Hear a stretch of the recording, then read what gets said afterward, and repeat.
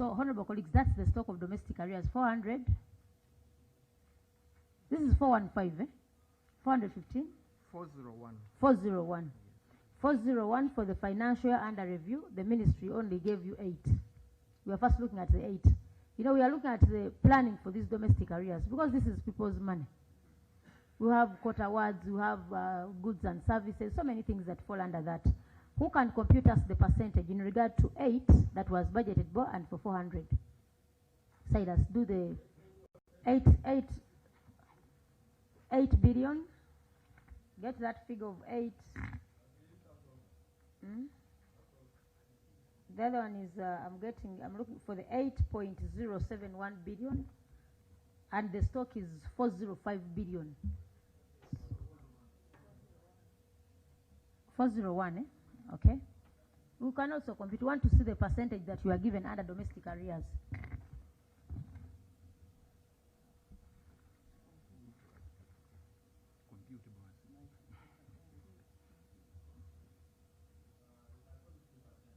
Just imagine 401 versus 8.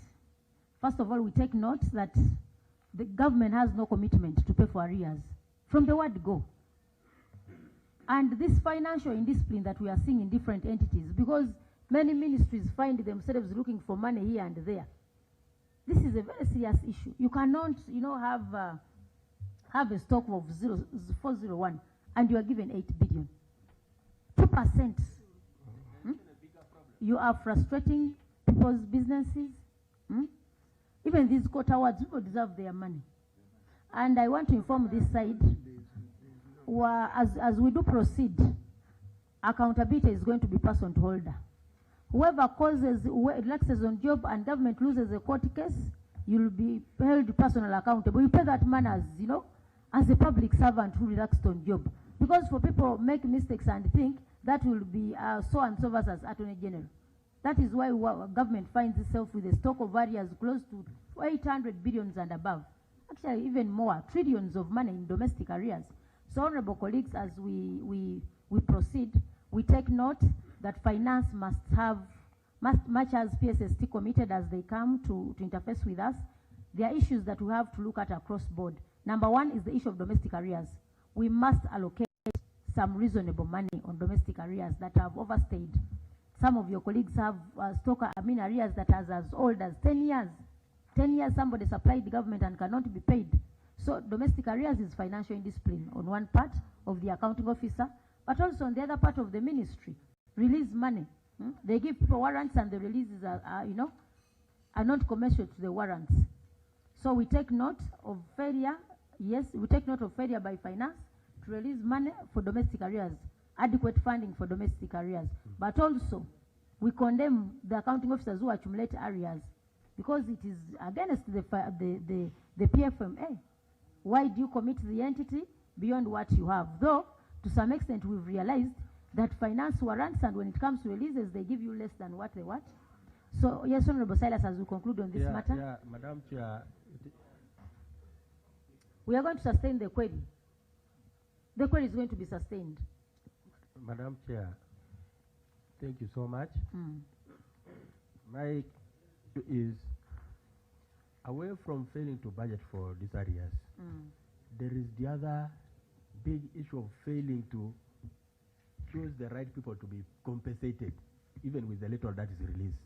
Choosing the right people? For instance, if they received the 8 billion, ask them to parade before you the schedule of the intended beneficiaries and then how they chose the ones paid.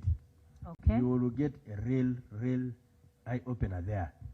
So some people are well connected, others are not well connected. Those who are so close to power or government or money, the Bank of Uganda, will be paid first. But if you're a poor person from the other side, your areas will stay for even 10 years. And somebody who came just yesterday will be compensated before you. It is something that I have seen before. I saw it in 10th Parliament. So ranch as part of the domestic arrears that you're supposed to pay? Yes. They are part of the stock, though it wasn't budgeted for. So you paid using off budget, as simple as that. You paid outside the budget. You included it on a wrong item. I think they had the heart really to pay. They had the heart. But yes, Honorable Nsamba. Who is raising?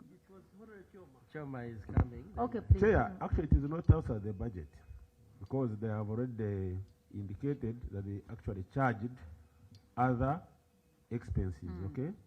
That is really a mischarge. It is a diversion, first of all. But secondly, as you follow the note and try to get the details of other expenses, it is even more confusing, Chair. It shows other miscellaneous expenses without detailing down what it is. Exactly. Okay?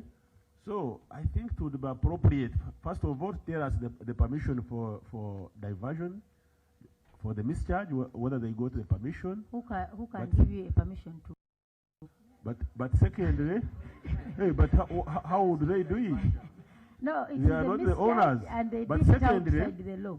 Secondly, the details of those other expenses, because when you follow the note, other miscellaneous expenses, the figure even becomes bigger, meaning that there could be other, not only the ranchers, it could be bigger than that. Okay. And my friend Juko knows DC because he has been appearing here. Why wouldn't you? This is an accountability committee, okay? Chair, so those are the crucial matters, Chair. It is clear there was diversion, but even when they are telling us about ranchers, you cannot trace it through the financial statements. As far as we are concerned, there is a possibility that actually it was not even ranchers. It was another item altogether, which could be a fictitious item, Madam Chair. So that's why we are interested. So you want to get the details of actually, who was Chair. paid? You'll give us the details of who you paid under that domestic area. Can we make sure that we conclude on this matter, please? The matter has become so crucial now. But you have others. With the explanation, we can even ignore others and No, concentrate on this they one. can't be ignored. Madam Chair, it is very serious. If an accountant, a professional accountant, moreover, under the item code for others, goes into detail to put under the notes other miscellaneous, instead of declaring to us that under others, the money included is for compensation for this and that. That is, this really is very, very, very, and very serious. We need to underline it. So we need to concentrate on this matter. Notes to accounts, explanation.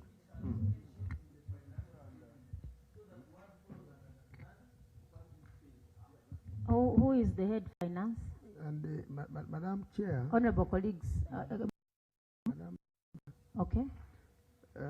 I think the explanation of others would have been good. If you look at the statement of outstanding commitment, we have others there. Instead of putting it on a compensation, you would have left quarter words there and put that 46 for us as others. It would have now supported the statement of appropriation, the other side. Then even if the classification or the note was not the note would have now had that as part of others, but also would have seen it as part of the statement of outstanding commitments. Yet we move on. So I think it concede that there was a bit of Honorable overlap colleagues, there. we are going to sustain the query, but you need to provide the details of the payment that colleagues look to that seem to be doubted. Now, Madam Chair.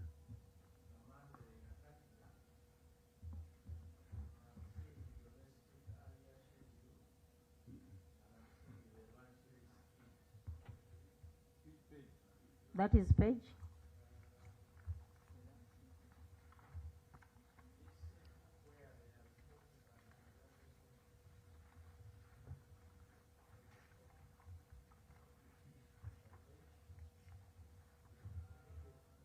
That is page. Is it part of the financial statement, the financials, eh?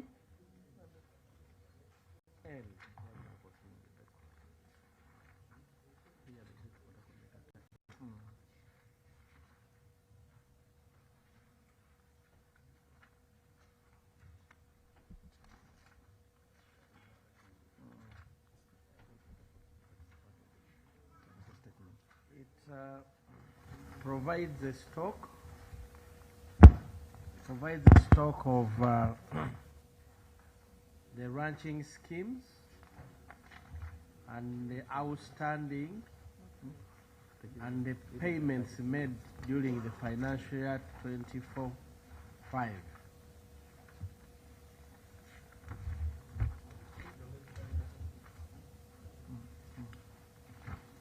I think these are the ranches that we are talking about. We are looking for the page. You're not seeing it? We are not seeing it. Oh my God.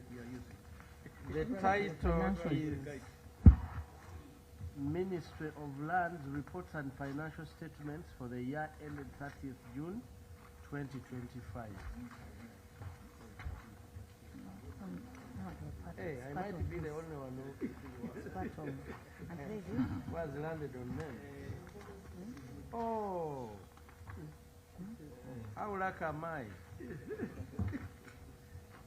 It's only my document. Wow, who gave them to me? You've seen it. It starts from the commitment, certificate of outstanding commitment. Yeah, so it moves. So, Chair, why I was taking you here, I have a fictitious money. I come from Mitiana, where a single Wamala Growers Cooperative used it to be. That is the single ranching scheme? Yes. Wamala Growers Cooperative used it to be. It is a defunct entity as we speak. This money was paid to who and who are the beneficiaries? Wamala received 525. Yes, just to use that one as an example.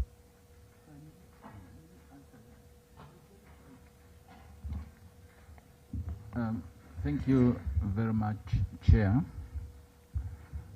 I think Wamala Growers Cooperative Society is a cooperative society that is registered under the Registrar of Companies, and I think among others they owned properties and ranches, and the ranches we are talking about were restructured around the years of 1990, and but the payments are being effected now. But before we pay, we had to confirm and cross-check their registration status and membership with the Registrar of Companies. So I can confirm that that cooperative society exists, and I think the land is in Chankwanzi district, the current Chankwanzi district. I submit.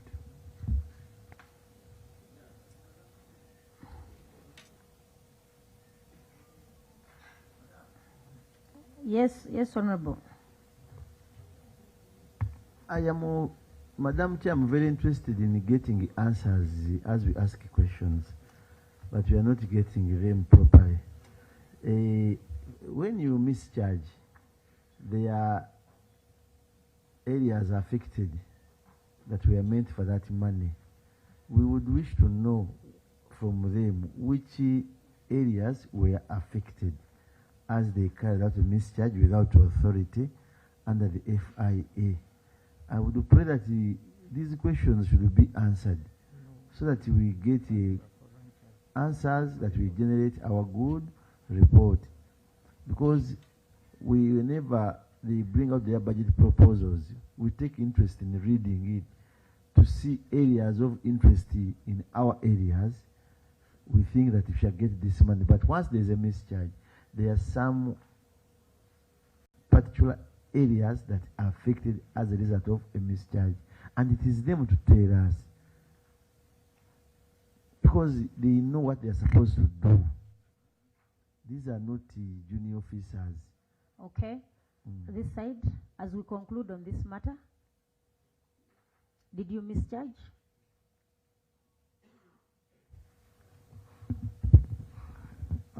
Through the PS.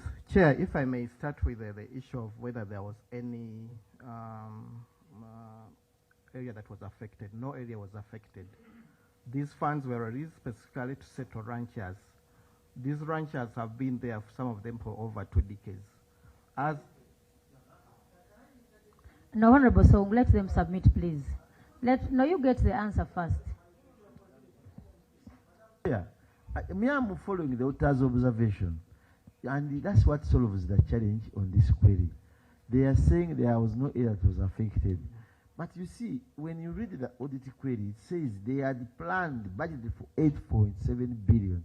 Then when the finances sends them over and above, which is 46 billion, it must be backed by evidence from finance and the directives of spending this money. That's why I say that there are facts they are hiding away from the committee.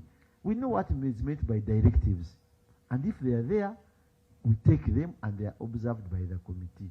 But we cannot just say that finance sent us money and we moved on. I'm looking at the money we had budgeted for vis-a-vis what you spent over and above. Maybe to supplement, such payments are accompanied by, there's a letter normally which comes from ministry. If you have it, that is the evidence. That's the evidence we need. So, letter from finance on that. We'll provide the letters. No, but why didn't you provide them to the auditors? And you came with this big team. Why don't you have it here? Then you either send somebody to bring that particular document. Honorable, yes, the last one. Yeah, Chair, thank you. Let's be systematic. When you present your budget from your work plan, you clearly state what you have in your budget. And it is this budget that we get the appropriation account. Are we together? Anything that is not budgeted or not approved in the budget cannot go to the appropriation account. Now, the appropriation account, you budgeted for domestic arrears of 8 billion. And what the auditor is saying here, that is from 8 billion which was budgeted and approved, you paid 54 billion. So what my colleague is asking, can you show us where this 46 million came from? Billion, where did it come from? Which other budget items in your appropriation account did you encroach or divert money or mischarge? I think that's as simple as that. Chair, through the PS, all those funds came from one item, compensation item, not any. Sorry? The issue of others is the mapping. It's a mapping by Country General Office, whereby the compensation item is mapped as others.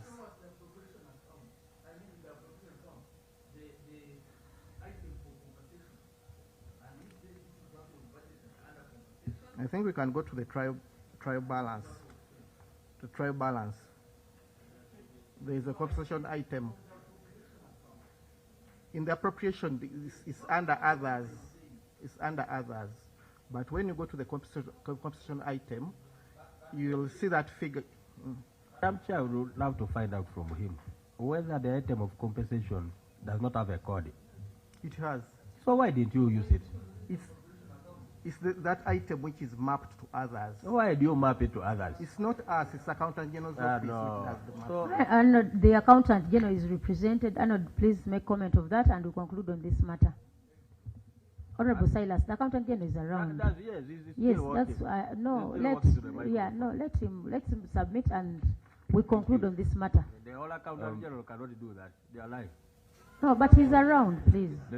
Thank you very much, Chair and honorable members.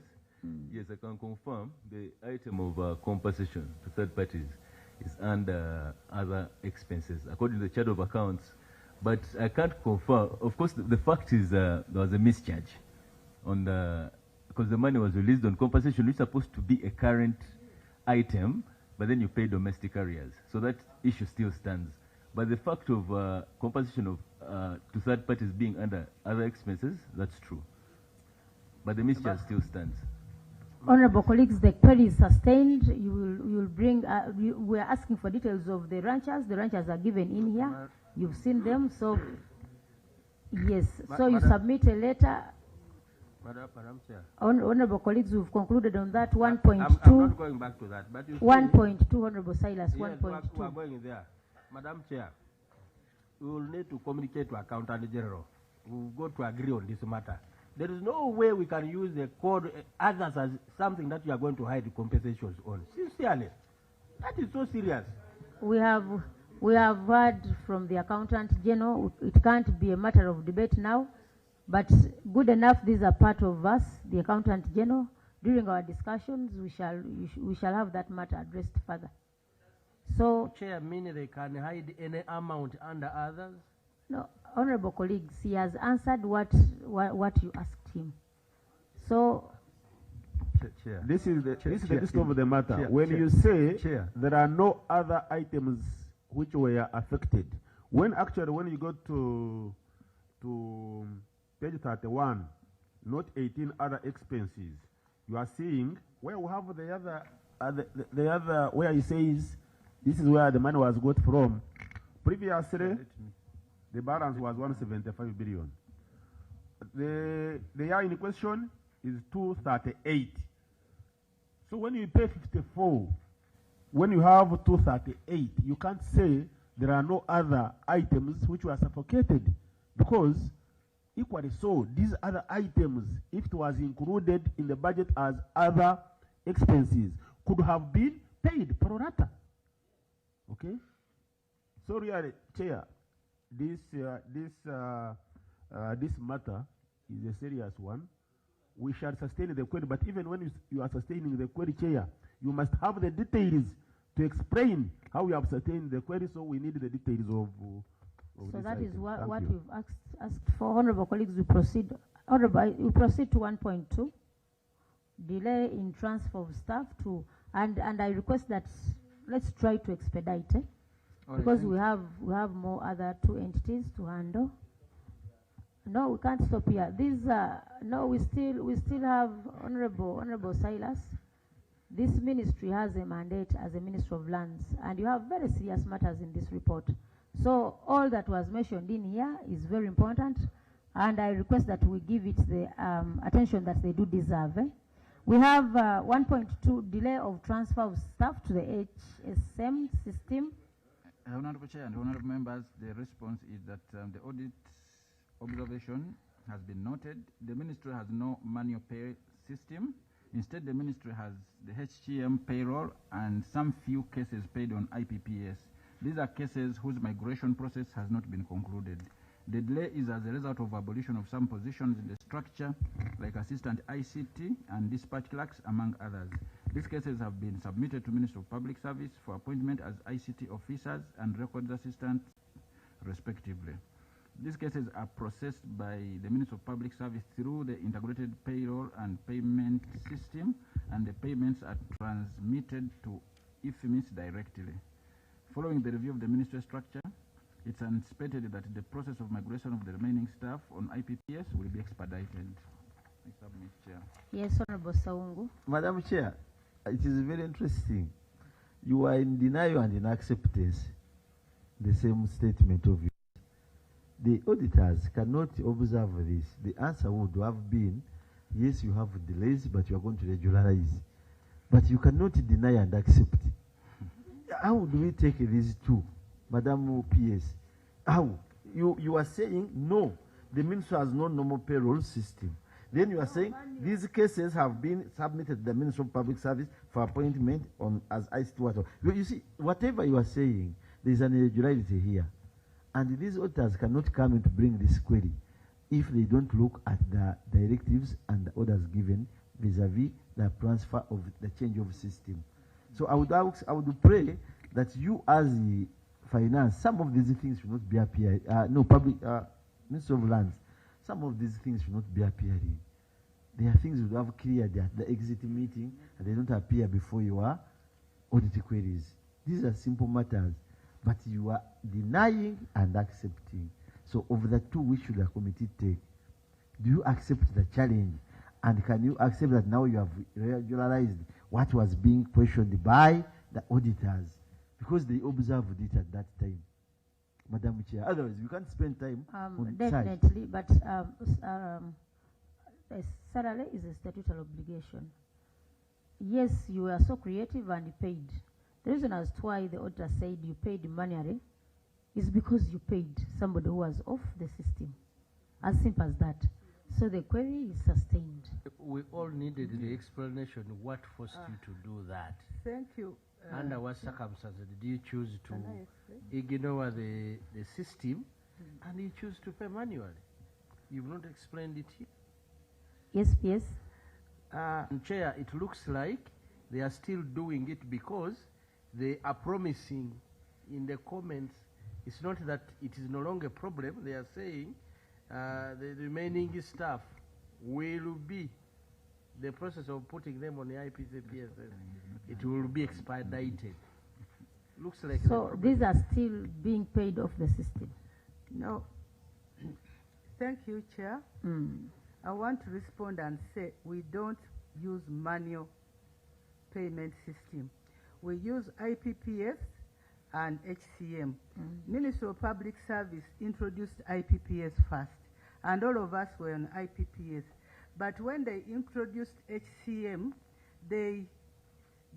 we had a problem with people's names because we had to use their IDs to go on the HCM. And some names are either missing. The template for HCM had shorter version, longer version. So IPPS has a longer version, HCM has shorter version. So the migration from one system to another is the problem. But we are no longer using manual systems for paying. It is IPPS. So you use the IPPS to pay these ones? We use IPPS to pay the remaining who are not on HCM. But we are doing our level best to migrate the members. Now, the beauty with paying from the system, you just print and give evidence that these were paid through a system. You know, we know there are system challenges, we do appreciate. But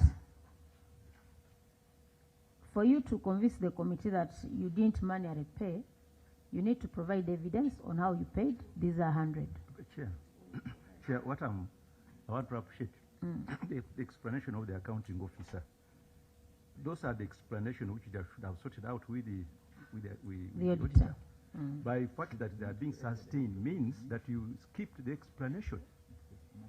In the future, my view that some of these explanations should have been made so that they don't sustain the query. You see, my problem with the Ministry of Land is one.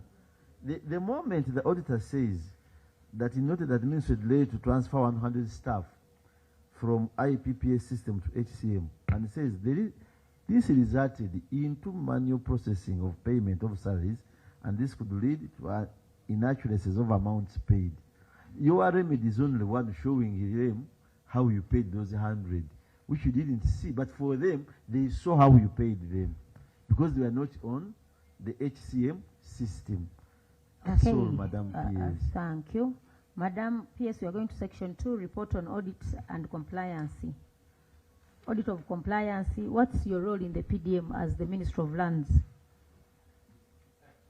Parish development model, we know it has so many pillars, but lands, what is your contribution to PDM? That is section 2, that is 2.1. Government in the financial under review, Parliament appropriated Uganda shillings 1.1 trillion for PDM procurement, of which 11.77 was related to administration. But when I look at the table here, Ministry of Local Government, Ministry of Information and Communications, Uganda Bureau of Statistics. So what is your part here? Which pillar are you handling as the Minister of Lands?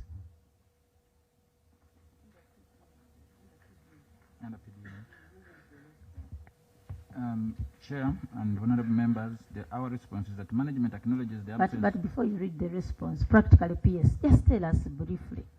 As you know, it is enjoyable when you tell us about what do you do, what does lands do in PDM?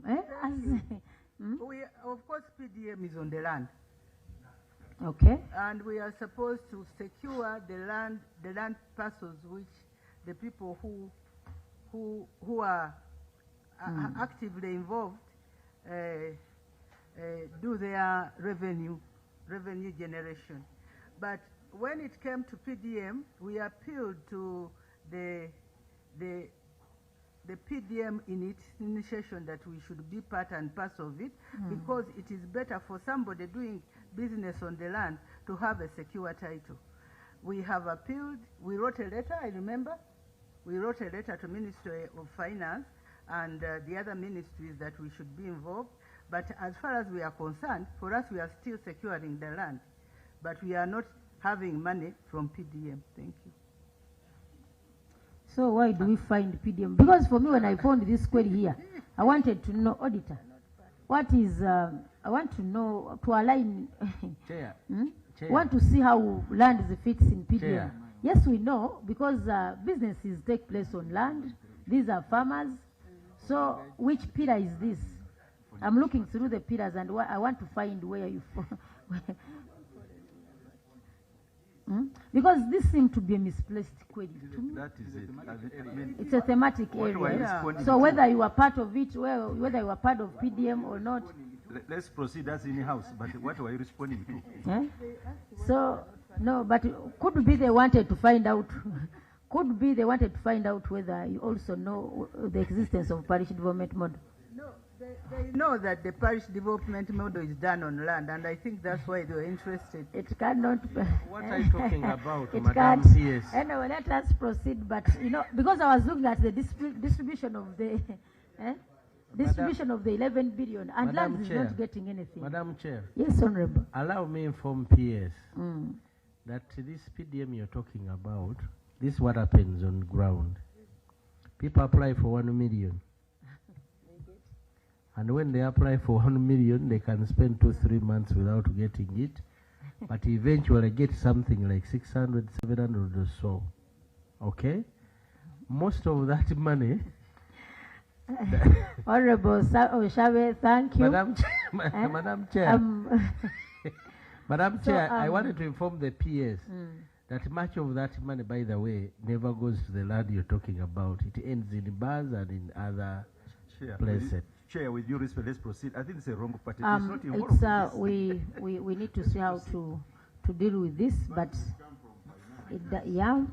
from the 11 billion that was to be accounted for, lands has no allocation from this 11. Now procurement is 2.2. Procurement, disposal, and contract management. The auditor takes note of non-compliance to the reservation schemes. That has been a general query. Unauthorized multi-year commitments. We need to find a solution on this.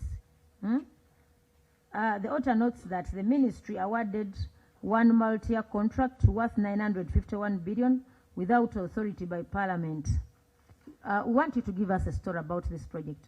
The project had been awarded when, according to its procurement reference, it is 23-24.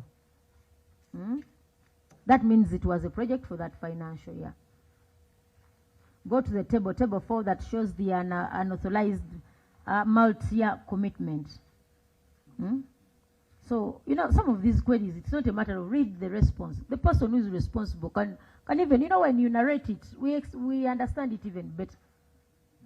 So yes, you can read the query good, but just tell us about the project. Yes, it's a multi-year commitment, but when I look at the table, it looks as if it was part of the annual plan, procurement plan, and how much was in the procurement plan. The procurement person is around. You give them what to do accountable, so you do suffer alone. Let the procurement officer tell us about this transaction, and we you know, and that's why we are telling you, time to come, accountability will be person to holder. When we bring the account officer on board, the department in charge will also be held accountable.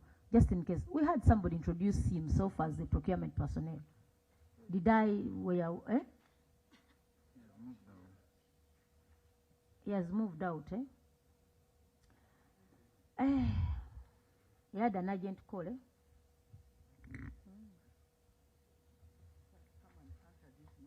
No, let him go there where he was seated. He had a seat the other side. Have we made you sit for so long, accounting officer? Can we stand a bit? Because it looks your staff wants to stretch. Whoever can raise Coach Bob, please do. Because no, we need to be considerate of their health. If they feel they've sat for so long, just 2 minutes of stretching is not bad.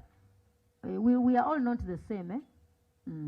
So we are looking at the multi-year procurement.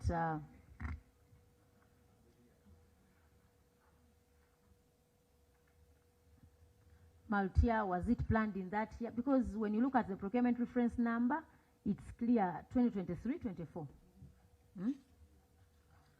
23-24.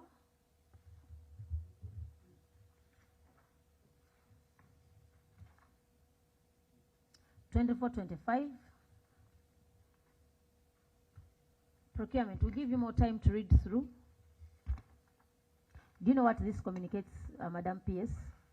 It seems somebody sits on table and makes responses. Because I wonder how procurement can have a matter here and they can't speak to it. Because this procurement would have participated in preparation of this. But it seems is, okay, you respond.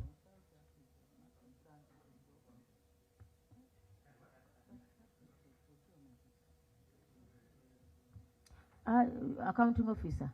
For us, we are raising a matter, and your staff is waiting for you to tell him on the microphone that you accept him to respond on your behalf. Head procurement, respond, please. Thank you. Or you give omnibus permission. It's a very unique ministry. Okay, please, procurement, please do. Thank you, Chair, through the PS. Our response, which I participated in preparation, reads as follows: is that the ministry takes note of this observation and the guidelines of the auditor. The management currently adheres to the requirement of approval for the multi-year commitments under PFMA. There are no multi-year commitments currently running in the ministry. I want to confirm. You have told us that you note the guidelines of the auditor. Can you avail us a copy of the guidelines that the auditor gave you? Pardon? No, you said you take note of the guidelines. We want to also have a copy of the guidelines that you are given by the auditor. Was it guideline? You said you note the guidelines. Guidance. Okay, yeah. That is noted. Chair. No, let him first. Chair. So are you done with the response? That's what we prepared, Chair. No, as colleagues come in, we need to appreciate this project. That's why we said, when you come to respond to a query and you are the person in charge of that activity, number one, you had a contract in the financial 23-24. These were consultant services for the preparation of a master plan for the development of the Hoima oil refinery proximity area. What we want to know, the contract, for example, when was the contract signed? What was the contract period? Was it for 1 year? If it was for 1 year, is it that you didn't pay in 23-24 that you carried on the payment to 20-24-25? What is the real, speak to the reality. Before he comes in. Let him first speak to that. Before he comes in, because he's right on the same point, he's saying there are no multi-year commitments. Yet, Madam Chair, the auditor says that he noted that the ministry awarded one multi-year contract worth 0.95 billion. And for you down here in your statement, you're saying there is no multi-year commitment. In your opinion, you think the auditor was wrong? Yes, procurement. Madam Chair, like you are sitting on the seat where the substantive chair is, like you told us. I'm in this ministry, this is my 7th month. So it means it is the substantive person who has got the memory for this is not me. Because when we talk about multi-year, I have not made a year in the ministry. Counting officer, you inherit all the assets and liabilities. Yes. Chair, all the Chair, assets and Chair. liabilities are Chair, under I you don't now. think we take that. Let me say this. You came as a team. Yes, And sir. I believe that before you came here, you must have, as a team, gone through this. And you came as a team. I think it's wrong. As a ministry to say you disown the ministry because of, no, I think I was once in a public service. Continuity is a team. So I think the answer is good, in my view, but I should maybe require. But Chair, since I'm not part of can this- I get protection? Chair. Because I professionally. Madam PS, through you, I request that you tell him to switch off the microphone first. Good. So, sir, you are very protected. I don't know whether you have faced any attack. If there is any, please ask for more protection. We have security around this place, and you can be given. Because I'm trying to. Please, CID this side, kindly have move the other side, and you have so that you can protect a colleague. But this is something that we should take note of seriously. Yes. When you come to respond on matters of audit, and there is a matter under your docket, the reason as to why the accounting officer picks on some of you to come, it's not for leisure. For us here, we don't operate discotheques here, that the accounting officer came with you to have party. No. The reason as to why you are selected is because you have something to answer. Courteously, you take time to read through what is under your docket. So being 7 months old in that docket does not in any way speak to what we are talking about.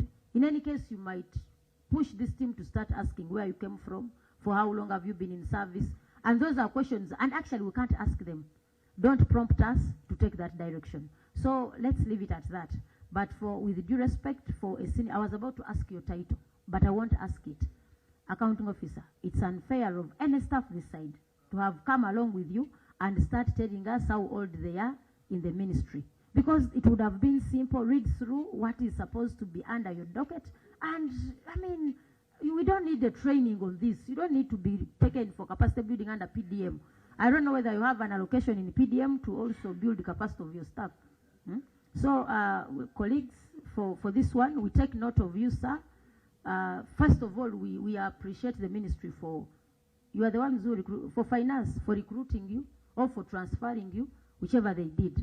But in future, kindly, you colleagues, save for him, not him alone, but when you come, look into your docket. Adequately prepare. That is why you come with the accounting office, as simple as that. So, Madam Chair. yes, Honorable Oshabe Nsamba, then Now- we shall have Honorable Taiwo. Thank you very much, Madam Chair. Madam Accounting Officer, that implies on matters procurement, this gentleman is not Is not reliable. competent enough to He's not respond. reliable in this meeting. And looks like probably there is somebody senior to him or somebody who has been around for some time. Is the head? No, he's not. You're the head of procurement. Yes. And you're giving excuses.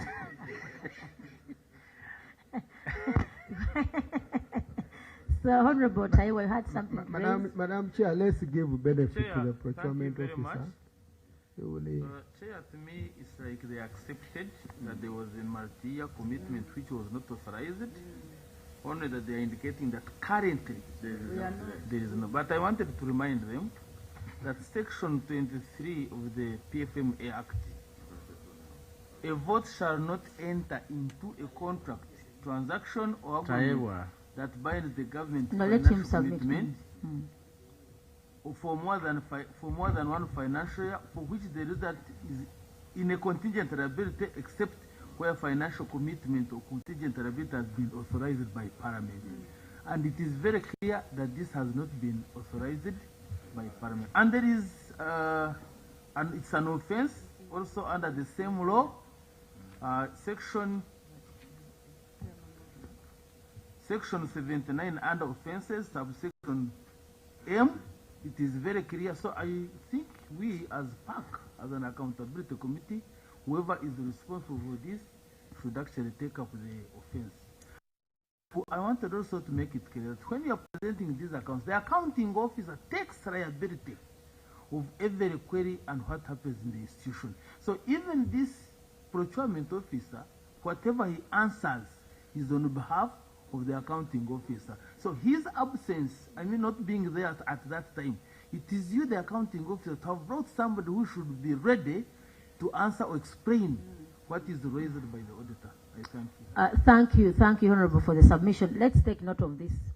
You know, when this team appears before here, it's not a matter of sustain, punish. The reason as to why I had asked him to give us a background of this, because it seems the contract, I don't know for how long, I mean the contract period for this, because we wanted to learn out of this. For all the entities that have appeared before us, there is a query of multi-year contracts. So for when we appear here, it's an exchange of ideas to see how we can help each other. Because that's why I asked, when was the contract signed? Probably if it was signed in 23-24, say a 2-year contract. If it's a 2-year contract in procurement, how do you plan for such contracts? Because because when you plan for a contract, even if it's for 3 years, there is no budget that can allocate you money for all the 3 years. Every financial year, you plan for that figure that that is within the budget. Then the next financial year, something else is allocated. Because the fact is, we have multi-year contracts. We have them practically, they are there. But what is the process and procedure? That is something we want to take note of out of this. Yes, Honorable Choma, as we do summarize. Thank you, Chair. Chair, this is quite a unique issue compared to what we have been handling. What we have been handling is failure to incorporate the multi-year procurement plans and EGP. But this is actually awarding a contract which is totally different from the other one. And my question is, the fact that it was not authorized by Parliament implies it was not budgeted for.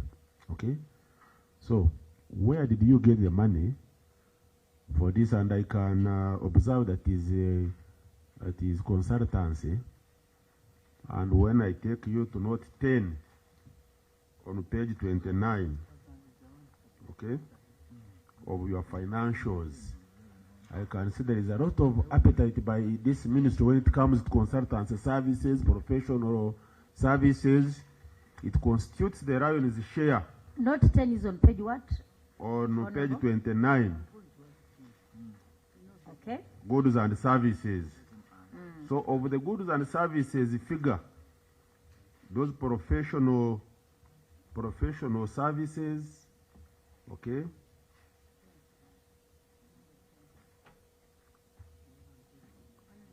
$110 billion. And this is also consultancy which falls under the same. 110 billion compared to 136 of all the total goods and services figure for the financial year. Okay? And now it is committed, government is committed without approval by Parliament. Okay? Where did you get the money from? And can you take us through your financials that we trace it and know how you did it without approval of Parliament, by relying on your powerful authority, so that we appreciate it. Okay? Wonderful. And again, you tell us whether actually you paid or you just committed government without money. If you paid, did you pay the whole of it? Where did you get the money from? If you paid partially still, where did you get the partial money from? And why did you commit government without authorization? Thank you, Chair. Accounting Officer response. Chair, this project was under the Department of Physical Planning, and I have the Commissioner of Physical Planning who was in charge, and I think the money was appropriated, but in the previous year. So let him give the background so that we can understand it. Mr. Kagan. As also finance prepares to show us those, we need to look at the statement of appropriation to see whether that money was budgeted for or not.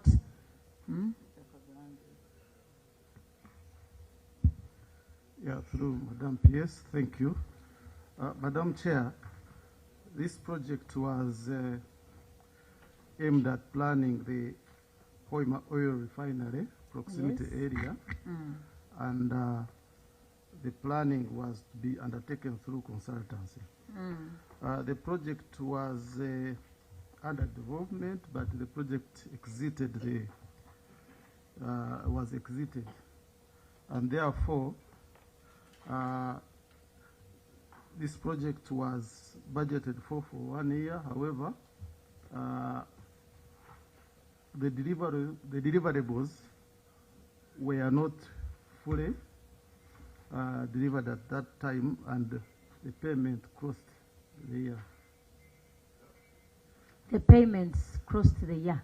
You know, then this brings us to the accountant. Accounts, what happens if this project crosses to another year? That means you have to budget for it, you have to allocate money. Honorable Chair, we should not rely on Mr. Kaganzi's submission, because if it had crossed, it would be a domestic area, okay? It would be a domestic area, so the response is not anywhere related to this. This was done during the financial year 2024-2025.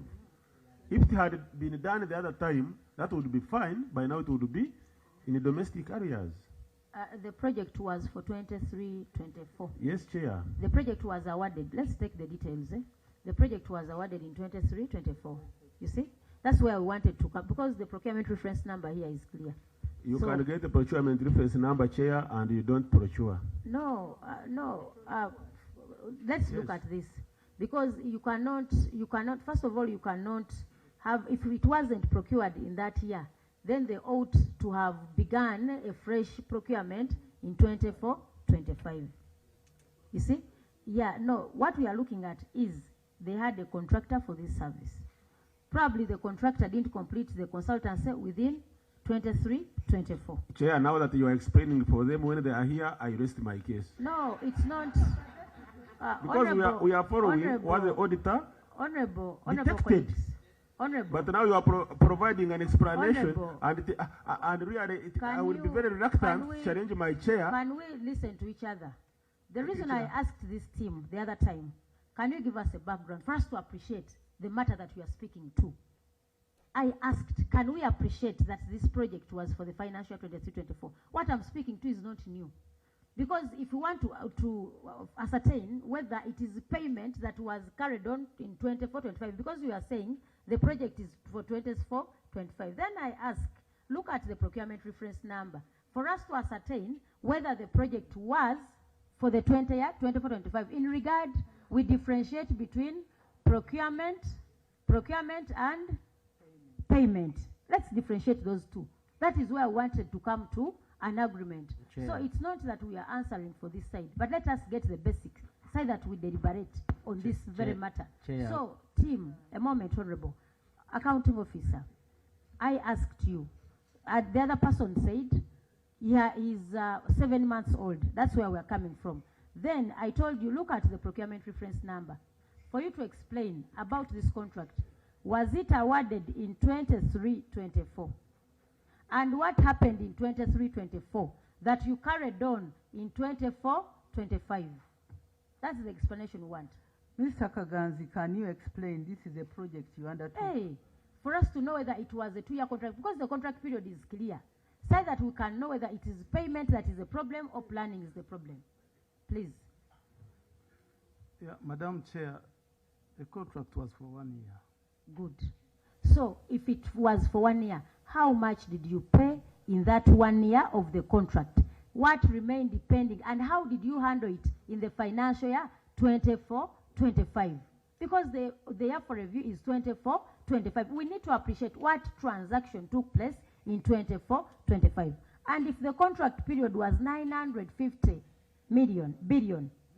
Is it billion? Billion. What is it? Million. 950 million. Was this paid in the financial year 24-25? Not all of it, Madam Chair. So you see how we are stuck? That's why we wanted to appreciate the whole contract. What was the contract period? Was it 950 million, the whole contract? If it was 950, what was paid in 23-24? Is it nothing? No payment was done? Mr. Kaganzi, explain. Yeah, Madam Chair, the payment was done, but When? not In all which the- financial year? That is the issue. 24-25, Madam Chair. So the whole amount was paid in 24-25. Yes, Madam. That's what you want to mean. Then, Let me explain. I think Mr. Kaganzi doesn't understand.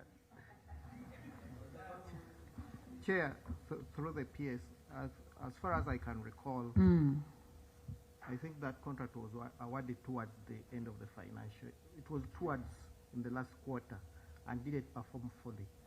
The portion which was paid was only the portion that which they had, the derivative which had, it has handled partially, and it crossed over to 24 to 25, 26. now we are confusing ourselves. You are saying something was paid.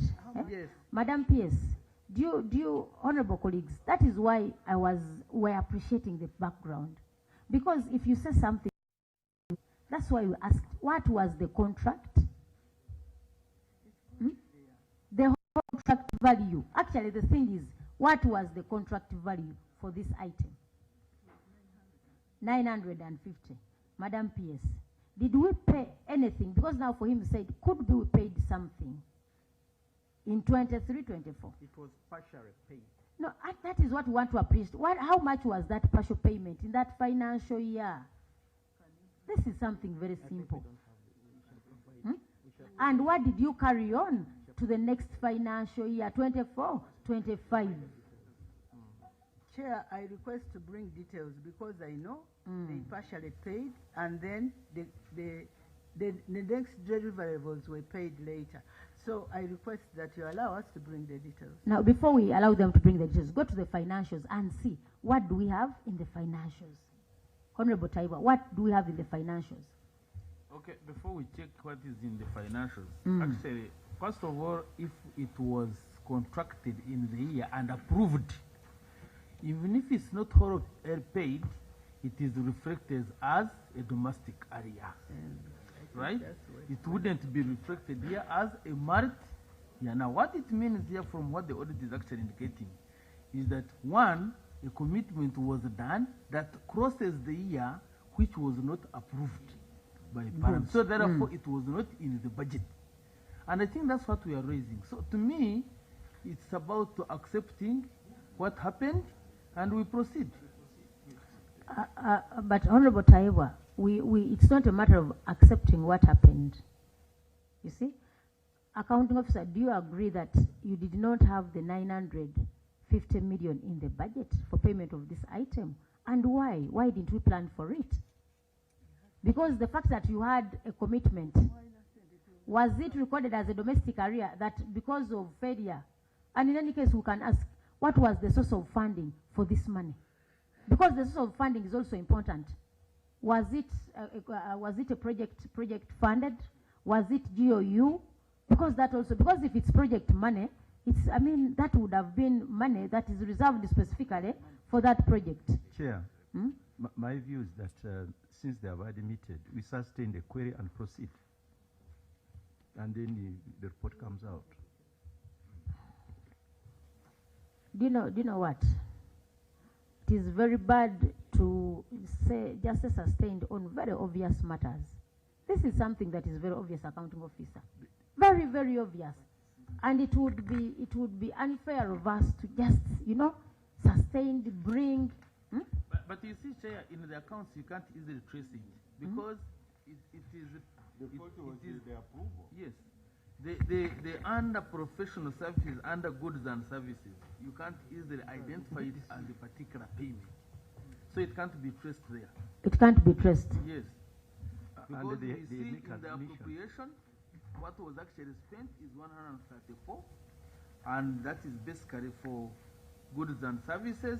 When you come to note 10, that's not the accounts, it gives the details of what was paid. But of course, what is there is what is in the financial performance of 136, meaning out of 136 and 134, there is what was paid or incurred or transacted, but was not appropriated.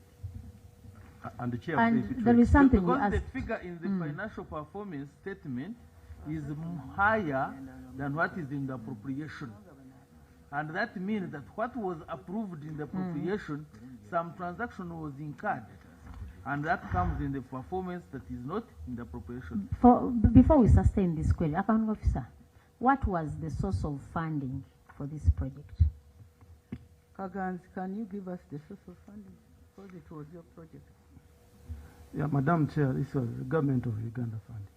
It was government of Uganda. Okay. I'm trying to figure out what to request for from this side. Do you know why? Because we have competently failed to respond to the basics of this query. And for us to ask for a procurement action file from you, that makes us to, it turns us into auditors. For us here, we don't audit. You know, when you call for a procurement action file to ascertain some of these details, then we have turned ourselves into auditors, which is not proper. So, accounting officer, let's just sustain the query and we proceed. But it's bad for these small issues.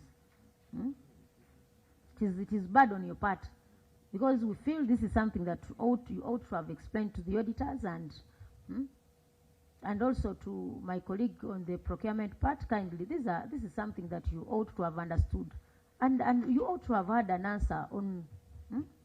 But even you fail to speak to the basics of a procurement, that's very, very unfair of you. Through, the EGP, honorable colleagues, we go to the EGP and we take note of the EGP system's challenges. All these that are mentioned under here are the challenges that we've been facing with other entities. Chair. Yes, Honorable. 2.23. Yes, down 2.2.4. They are the usual ones we've met, but there is a challenge here of having 2.4 billion implemented manually outside the EGP system. That is not a usual problem that we've been facing. They can speak to it, though. We have we saw it in some other entity, but you can speak to this. Why did you execute activities? Remember, outside we've the seen plan? them acting outside another system. It's also, they are also acting out in the system, even here. So can we speak to this? Head PDU. Thank you, Madam Chair, and through the PS. It is a usual practice, even this morning, through our IPPO platform, where we are having challenges on the EGP portal all the time. And at times we have to put the lives of the Ugandans first than being too officious and put the lives of the Ugandans at stake. The EGP is an ongoing process that at times has got glitches. And for the last, I think, 3 weeks, it has not been working. So if at times you don't go outside it, service delivery is severely affected. And this is a normal thing. If you are following the what is happening in Kenya, actually it has bogged down the county expenditures. And that is a technical glitch that we don't have control over. That's why at times we get permission from the Accountant General, and they allow us to bypass the EGP and transact. Exactly, this is what we Honorable want. Madam Chair. Choma, I request that we switch off the microphones Madam because Chair. you confuse yourselves. Honorable Choma. Thank you, Honorable Chair. We appreciate his response, but you are telling us what happens sometimes, okay? But here we have a specific matter. We would like to hear what happened in this case. And in addition to that, do not speak about these things as though we are in accounts, we are in accountability. You tell us that I acted manually on this authority, and you show us that these were the reasons why I spent this 2.4 billion, and these were the evidence of authority that was given to you to do that. Honorable Saungu. Let's put records clear. Madam PS, kindly inform your officer that he cannot get permission from an Accountant General where has not sought for that permission, because it's not through abeyance. If you want permission, you must write to them seeking for that authority. And those are backing documents that can solve this query before it was entered into the audit. So otherwise, if you say we got permission, how did you get permission? Under which arrangement? It must be generated by you. Yes, and Madam Chair, I think that the minister not think that we are looking at a fault, and we have dealt with other ministries. We have dealt with other ministries. What they do, they bring those documentation, like my colleague has said, you attach them, and we move on. But by merely giving a verbal explanation, because Ugandans are in trouble without any documentation, I think it becomes an issue. Yeah. Madam Accounting Officer, I want to remind your officer, Madam, through you, that government has processes and procedures for operating any business. And just in case you have not been able to follow the laid procedure, you must go through another process to get permission to use any process at your disposal. The reason as to why these laws are put in place is to ensure that there is efficiency and effectiveness in provision of services to our people. But also, I wanted to ask, I was so hesitant in asking this, but I want to ask your officer through you, for how long has he worked with public service? The procurement person. I wouldn't know how long, because he has been with me for 7 months, but at principal level, he should have worked for some time. I'll find out from my HR. No, let him tell us he's around. For how long have you been in public service? Public service in total, I've served for 31 years, and I'm head of procurement for 22 years. Good. Well, one thing I want to observe, and the PSC should hear this with your team.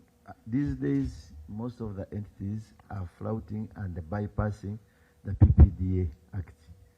And very soon you will get into problems.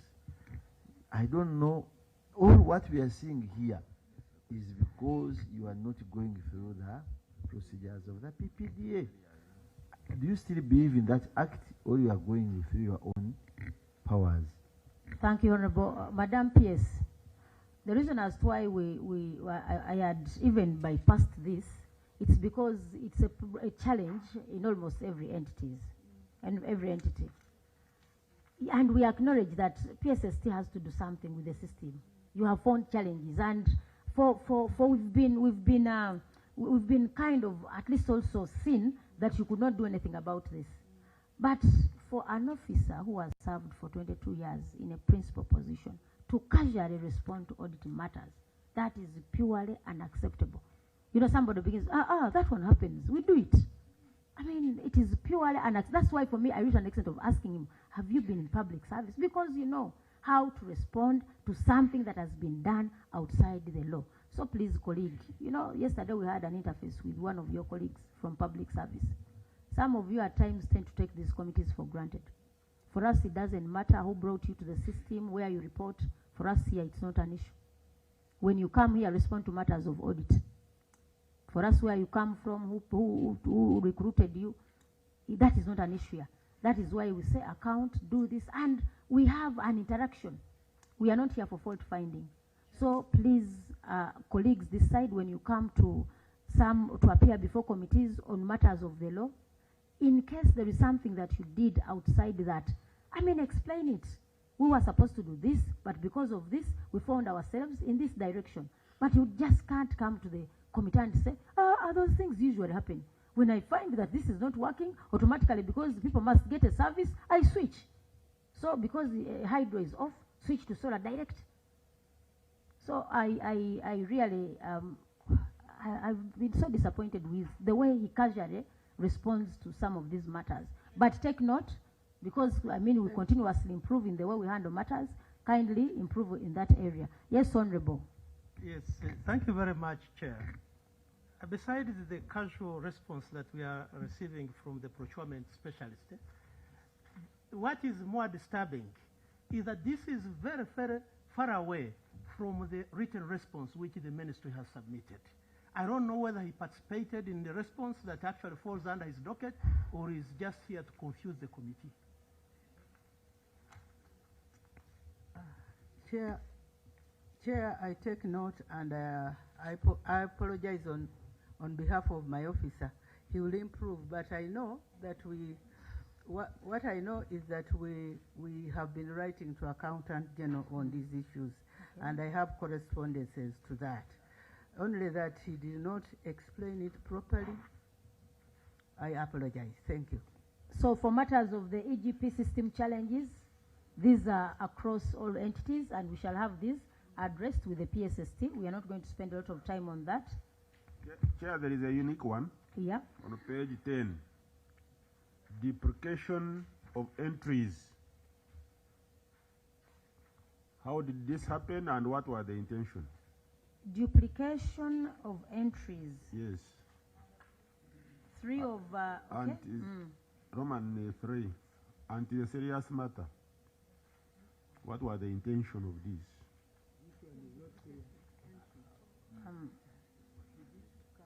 You go to 2.24 under the EGP system challenges. And among the challenges, duplication of entries. The auditor says the procurement ledger contained 13 duplicate entries valued at UGX 503.6 million, which could not be corrected by the PDU of the entity.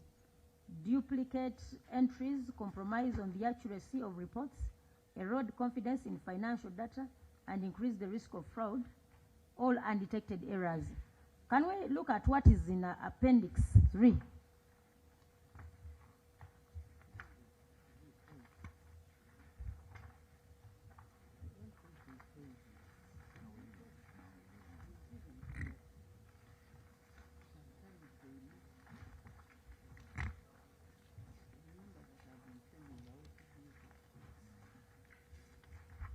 So, what are these activities, accounting officer? When you go to Appendix 3, but Appendix 3 speaks to something different. Are these the delayed titles? No.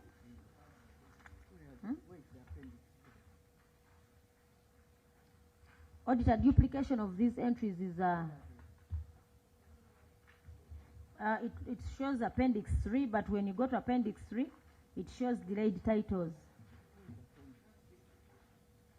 from the main report. I was looking at the main report. But when you look at Honorable Choma, when you look at where you read this Appendix 1 on of the responses,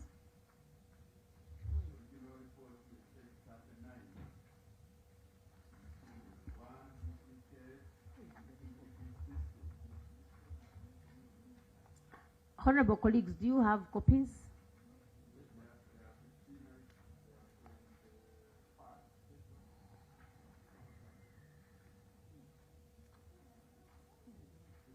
Honorable colleagues, do you have those? Duplicate, okay, duplication in the EGP system, Appendix 1. These are the usual items. ICT hardware and software solutions, motor vehicle, I think these were repairs, papers, maintenance of generators, servicing of these vehicles. You don't have the copy? No, the accounting officer doesn't have. Please help us pass that to the accounting officer. What brings the duplication? Procurement, what brings the duplication? Madam Accounting Officer, through years as you check, what brings the duplication in entries? Head PDU. Thank you, Madam Chair, through the accounting officer. This is purely a system glitch, and the Accountant General is well aware about this. Yeah. So it's the system that does duplicate. System, yeah. It's like you send something and then it resends multiple times. And yeah. you can't. No, we don't have control over that because that is a technical system glitch. And the auditor could not. The Accountant General's office is aware of this. Did you give the same explanation to the auditor and the query was sustained? We had interface with them and we tried to explain to this. I don't know why it is appearing here. Did you see the same in the management letter? Because across on our IPPU portal, our colleagues across the board, they have faced similar challenges. And our Accountant General's office normally says they are handling it. Okay. So we don't have control over this as the Honorable colleagues, can we have the duplication? Can we take note of it and? Honorable Chair, we have handled quite a number of MDAs, and this is the first time it is featuring here. So it can't be a cross-cutting issue that it is a challenge faced by others. And in any case, you see, most of these items are added double. So, if it is in terms of procurement or in terms of payments, isn't it a loss? But what I'm saying is that this is a system glitch, replication of files. We don't have control over this. Honorable colleagues, Chair, kindly allow, yes, Honorable Taiwa. Yeah, thank you, Chair. Chair, when an auditor who is an office of parliament goes an entity and finds something, he gives a benefit of doubt to the entity to explain. And this explanation comes in the exit meeting, where the auditor is satisfied with the explanation which the officer wants to bring to us, that the observation or finding would be dropped. Now, I don't think the auditor got this further explanation, which to me is not correct because it's not backed by any documentation. You are not even showing us where you had actually complained officially to the Accountant General about what is happening and how it's affecting your books, and the Accountant General has replied, and you are not giving us this evidence. But in any case, this same evidence should have been given to the auditor at the exit meeting, and this query should have been dropped. Now that it was not dropped then, I don't think we take the explanation from him. And Yes. the auditor is here.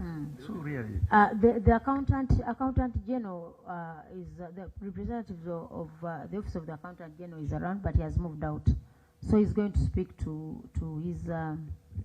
his submission. Honorable Wanda, as we conclude. Thank you, Chair. Down below there is an explanation as management is response. It is very clear. Management takes note of the observations and will continue to engage the PS to the Treasury on the challenges addressed in the EGP. So when I look at this response, it means you agree there was a problem and you will engage the PSS. Honorable colleagues, that is what he has said, that there is a problem with the system. But a colleague raised the matter and said some other entities had different challenges. He says the Auditor General, the Accountant General is aware.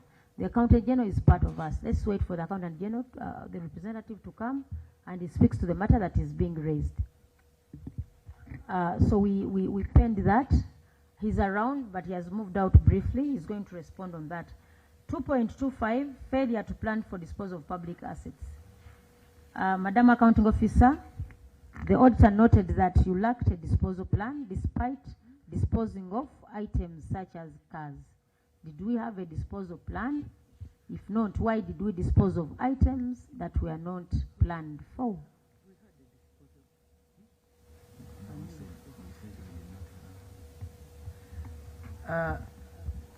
Chair, let the Undersecretary respond. But as the Undersecretary, as you respond, you take note of the account of what you informed the auditor. The accounting officer acknowledged that the omission and promised to address it going forward. So you acknowledged that you did not plan for those disposals, and you promised to improve as we move forward. So, is there anything much useful that you can? responded. Yes, Honorable Saungu. The problem with our entities here is that you don't take observations of the auditors and the impact on reporting against you. The issue here is one, you don't have a disposal plan as a ministry, despite disposing of items such as cars. You are keeping them there for years, and you know what happens with the ministries. You keep cars there, they are not disposed of, but the people are stealing out some parts of those vehicles slowly. By the time we dispose of the vehicle, the engine is half part. All the valuable parts that would make that car move were taken long ago. But the issue here, seriously, is a disposal plan. Have you made one ever since the auditors came? Why don't you have one? Can you explain that? That's the only issue. If you had that, this people would not be looking at this. Because and as you come in to explain, because we are talking about something that is very simple. Cars were disposed of without a plan. I don't know, but the procurement person may say I was not around. But even if a need arises in the course of the financial year, we always amend these plans. Have the procurement plan before even you initiate. Somebody makes an initiation of a procurement or a disposal, it comes on your table, you realize that this wasn't planned before. As an officer on table, what do? Make sure you amend your plan to have this incorporated. In any case, if you are using the system, how did you have this implemented? You know, we are not here for fun. We are here to ensure that we improve. I mean, it's not a matter of casually saying we noted, but this is something simple. Why didn't you have a plan? If, say, these items were not valued by then, those are the things we want to hear. Say, by the time we began the financial, there was no valuation. So you could not have a procurement plan without these items being valued. They were valued in the course of the financial. That is why we did this and this. I mean... And to supplement, Chair, this answer is good. Only if the accounting officer would attach that the management acknowledges this attached, please find our entry plan. So that when we really see it, we see an effort has been made. But otherwise, this passing on, but the answer has been made. But our wish in future would say, attached, please find the plan for the disposal. So that we also appreciate that a step has been taken. Yes, Honorable Wanda. Thank you. The statement from the auditor is clear that there was no disposal plan, but there were disposals. So the question is, what was the basis of disposing? Because it's likely that a very good asset can be disposed, even when there is no plan for that, or intentionally by somebody else choosing to dispose an asset that shouldn't be disposed. So what was the basis of the disposal that was done? Was it an emergency? Can you, Undersecretary, please respond. Thank you, PS. As has already been observed, there were challenges of this omission, but of course some of it is related to, again, the challenges of the EGP, because even the procurement plan is expected to be on the EGP, which challenges has already been explained. But nonetheless, for us to do the disposal, we used the Board of Survey, annual Board of Survey, and also there was an ad hoc Board of Survey that we used to identify and do that. But the omission of the disposal is noted, and currently we have a disposal plan, which we will be pleased to supply to the committee. Madam Chair. Yes, Honorable. I think the two are very different. The Board of Survey cannot substitute the disposal plan. So the question is, what was your basis for the disposal? Actually, Chair, there is a requirement that every budget to be approved must be accompanied by a procurement and disposal plan, a recruitment plan.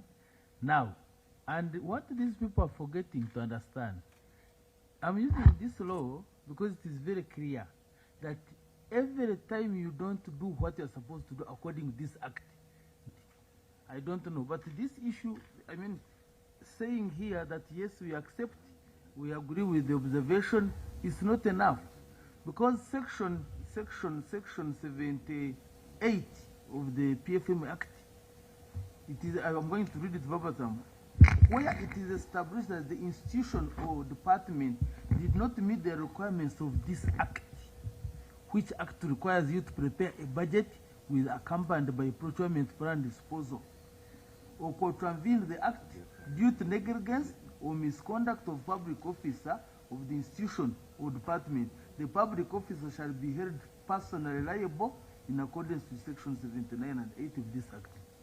So to me, yes, to me, if you fail to meet what is required of your budget and what is accompanying the budget to be approved, then you have committed an offense. So we shouldn't take it light that yes, we have observed, we are taking note. No, I think that's not. As Mr. Joko, before you, we want to learn from you. Yes, we appreciate now you are an IT compliant entity. Does this mean, because does this mean that for the entity cannot have, say, because now we have budgets, we have plans, do we have some of these in hard copies, or everything must be on the system? Because the reason as to why I'm asking this, you made a response and you said that this was because of the system, the EGPS. Now I'm asking, do we have a hard copy of a procurement plan or disposal plan that you are meant to enter on the system, or everything is done on the system and you have nothing you can show off the system? We also need to really learn from you because we are not users of the system. Chair, at the time of passing the budget and where the requirement of the procurement and disposal plans are required, we complied. But when you look at this, it was on the section of the EGP, because at times we'll get challenges with the EGP in as far as the online procurement plan, because it is also put online. No, but the hard copy we have. No, Mr. Juko, the reason as to why, we need to be practical on this. The author says there was no plan. But just for me, I was thinking aloud. Yes, I did not have this on the system, but I have my hard copy here. Because of the challenges I'm finding with the system, please look at this. It is here. I wasn't able to have it entered onto the system. You see, these are some things that are very simple. Because you cannot, I don't know whether PS you get my reasoning. That just in case, because I don't know whether the auditor is so hard to fail to appreciate some of these system challenges. To the extent that when you produce, even when you produce a hard copy, somebody can fail to appreciate. So are we that very high compliant that we even no longer have hard copies of some of these documents? Thank you, Chair. I think it was an omission. We did not show them the hard copy because when we are the policy statement, all those things are there: recruitment plan, procurement plan, disposal plan. They are all attached. But as he says, the EGP has glitches, and these gaps have to be addressed. And we cannot enter some of these things on the EGP. That we appreciate, because as we earlier told you, this has been, there are several challenges that have been stated by your colleagues even. It's not for lands alone. That's why we appreciate where there is a semblance of, so that is noted, but for really future responses to some of these queries, these are simple things to appear in your report. Honorable colleagues, can we move to, if you can allow, can we move to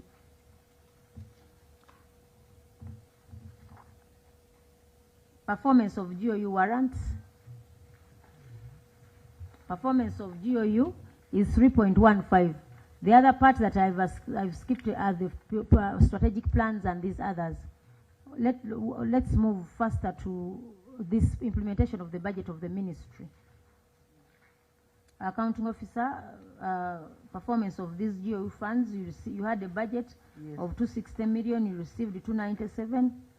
The budget was funded 100%. If we come now to the utilization. The utilization of your money, out of the warrants of 296 billion you received, you spent 258, representing a performance of 86%. We have the schedule of utilization of this, and we take note that most of your money is in the projects. Mr. Omai, can you present planning budget?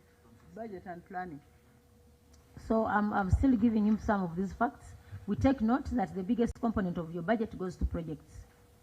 So we are very interested in this down where the auditor assessed the extent of implementation of outputs that are outside the payroll with an expenditure worth UGX 109.476 billion, for which funds were warranted and utilized.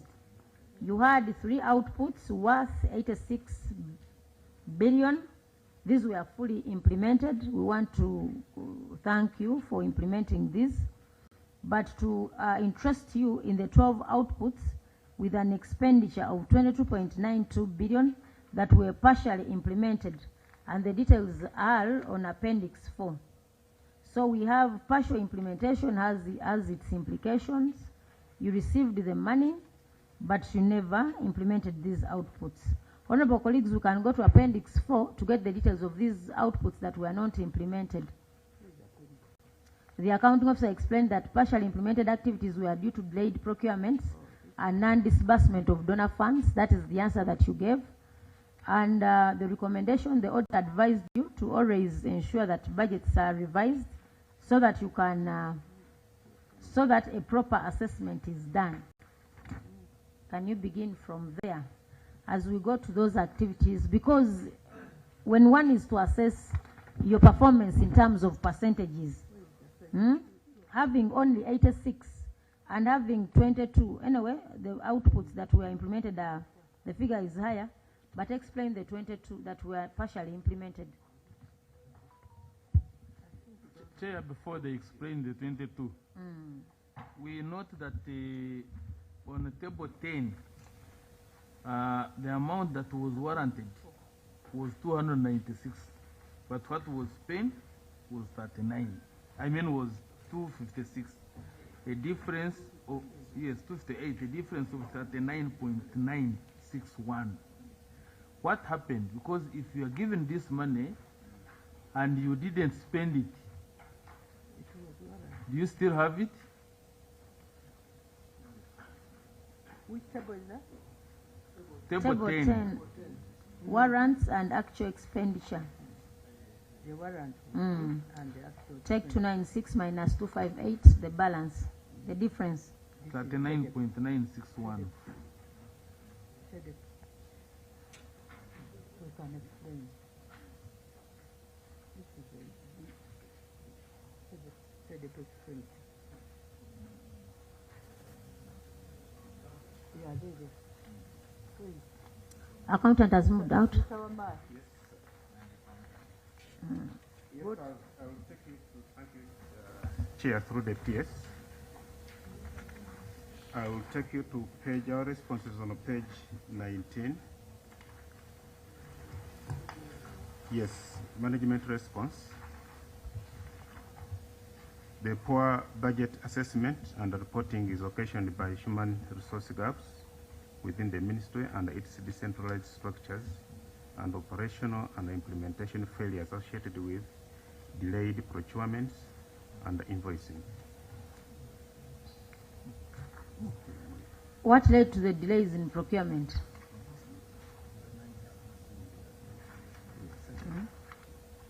Where is it? Chair, the non-disbursement on table 10 is largely on SEDEP. If you go to that table 10, yes, and that one was it was a donor-funded project. Now, what happened is that the funds that were released, the project, the World Bank did not release all of the funds, and that was the reason why. Because at the time of the closure, the World Bank had not released much of the funds, and we are engaging the Minister of Finance that we have these funds to be released as a supplementary to have the deliverables accomplished.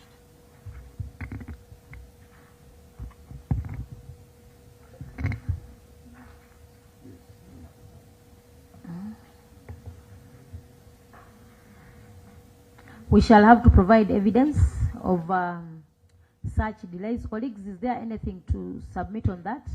Yes, Honorable Choma. Chair, just to seek for clarity, because when you look at what the accounting officer gave as a response to the auditors is totally different from what they are giving us now. Okay, because the accounting officer then said that the partially implemented activities were due to delayed procurement and non-disbursement of donor funds. Yes. But yeah. But now this is a new management response. That poor budget assessment and reporting is occasioned by human resource gaps within the ministry and its decentralized structures and blah, blah, blah. Isn't that a different thing? No, but it is under the same. The response is under the same? Yes. This is a response to the committee, and the other one was a response to the auditors, but the two are not in tandem. So which one do we take?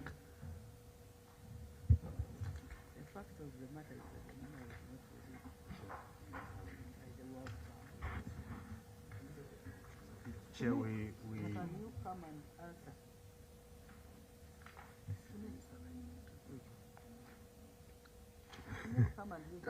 Honorable Choma, that is page what of the response as using the main report?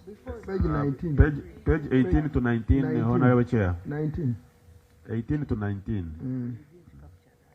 But even Chair, when that response talks about human resource gaps, there was under absorption on the wage. There was provision of 16,398, but you only spent 12,542. So you had resources to also cover up wage. That is human resource, which were not absorbed. Can you respond? Thank you, Madam Chair.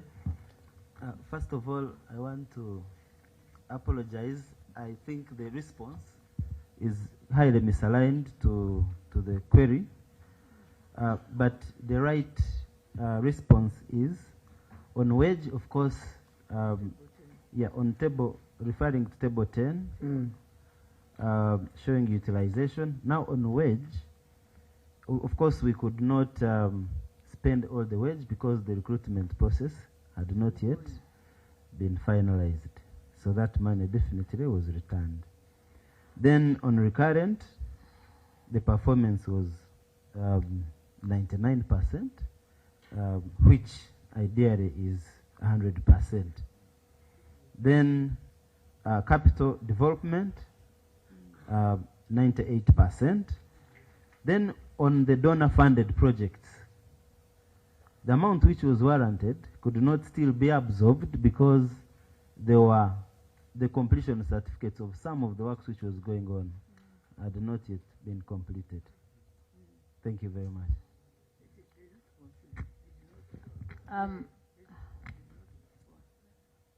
So you are going one by one. Yes, you are going one by one. USMID is okay. Now SIDAP, specifically emphasize on that, on SIDAP. Yes, on SIDAP, because that is where the biggest component of low absorption is reflected. On SEDEP, as my colleague had already said, of course, resources were warranted. There were two things. One, the procurement process was still ongoing, and the services which were already contracted had not yet finished doing the work. So you can't pay before services are provided. And this is a World Bank funded project. So there was no other way we could spend the money when work is not yet done. So, honorable colleagues, let us allow them submit and the documents as evidence that there were these delays that led to. Now, timelines in submission of performance Madam Pierce, how do you fail to... Just a moment. Because this 99%, which he said is almost 100%, needs to be interrogated. May I take you to page 17 of your financials?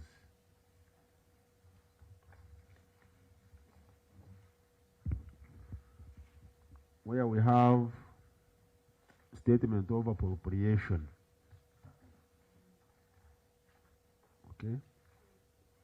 And just pick one item of goods and services consumed, which is actually under recurrent. Goods and services consumed. You had budgeted for 138 billion. You got a supplementary for 19.2 billion. In total, it was 158.1 billion. You utilized 134.1 billion. Okay. And my first question there is that why would you seek for supplementary of 19 billion and ultimately you did not even utilize the original budget? Because the original budget is more than what you finally spent. So why did you have to seek for supplementary of 19 when actually the original budget of 138 billion is greater than the amount you spent of 134 billion? Because the 19 billion you are given as supplementary could have been used by other MDAs which we are lacking. Okay, that's the first question on that. Then relatedly, with all these, the original budget, the supplementary, you again spent over and above. You incurred areas. Let's go to page 13 in your statement of financial performance.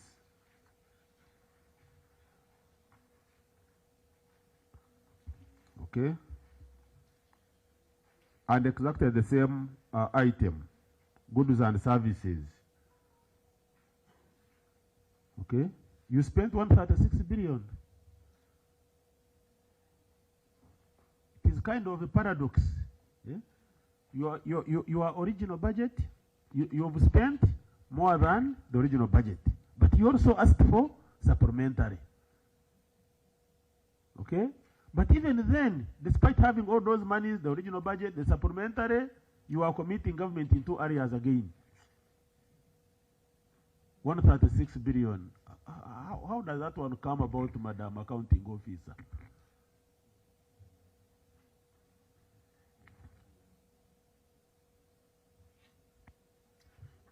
Accounting Officer. Accountant, can you answer that?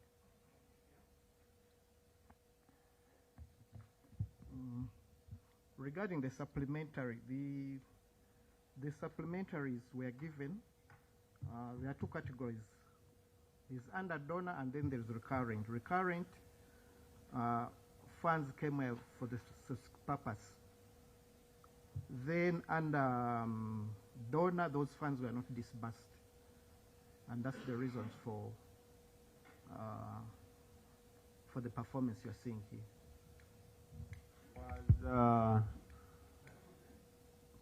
Can you repeat the funds from GOU supplementary? What was it for? The GOU, it was for a specific purpose.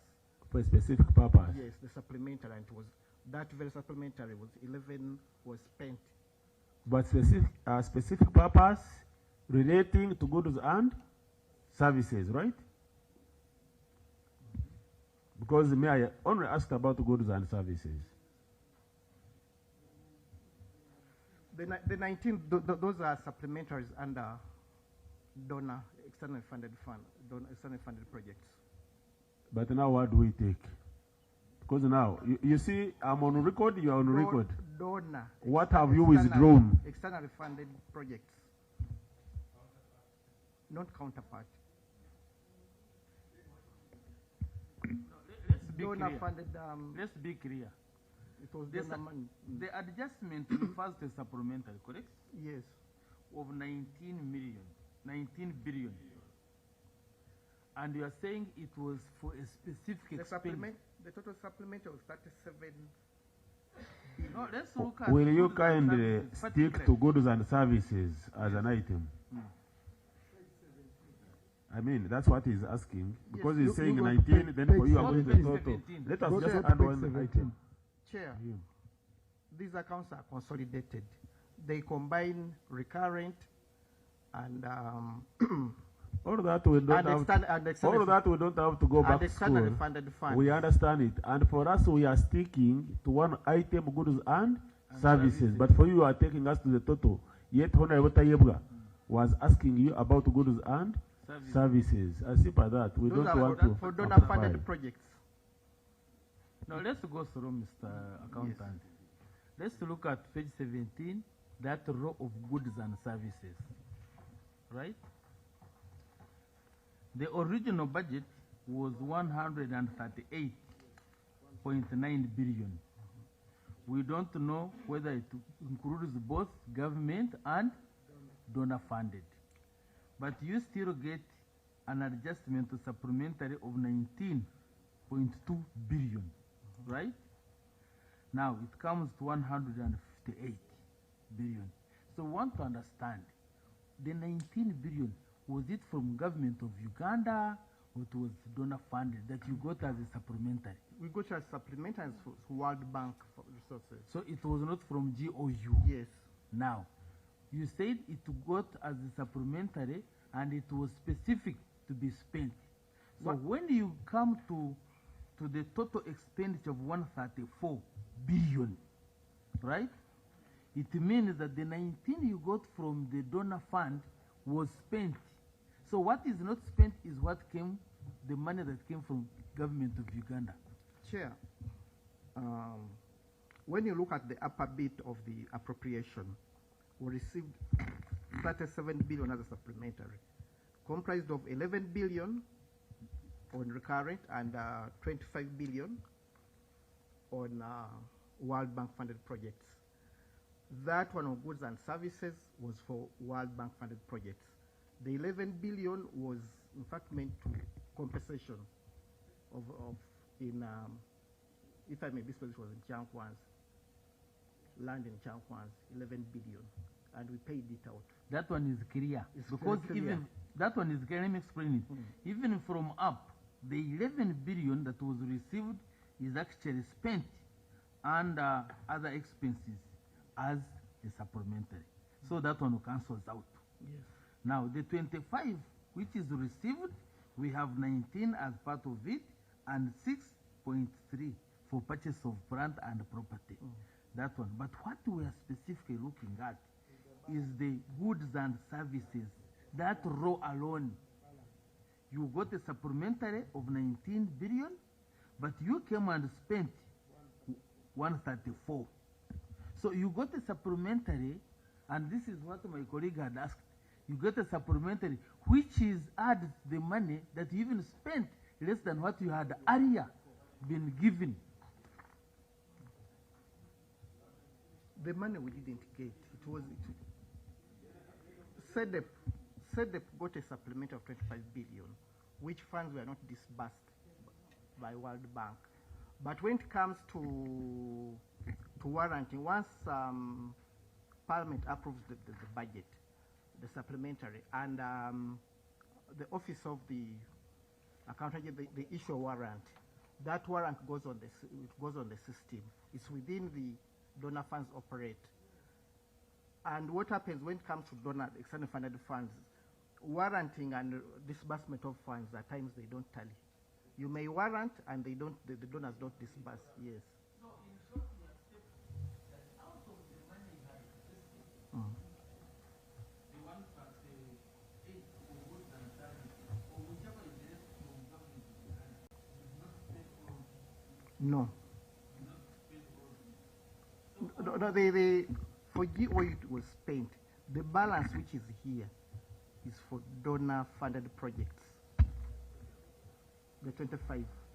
But you say that the one from donor fund It's the one for GOU, the one which came, which was clearing first for a particular purpose, and we paid it out. The 11 billion. It was not given.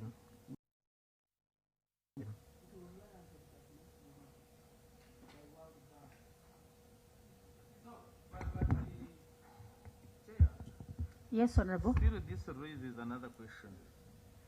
Because the question it raises, you have an appropriation of 130, and you have donor funding, or rather 130, actually 134, but you incur 136, meaning that you are creating a domestic area of 2.6 billion. Why do you create a domestic area yet you have money more than given to you, which would have covered that domestic area? Because I want you to look at page 17 and read it together with page 13, the statement of financial performance. And I'm looking specifically on goods and services.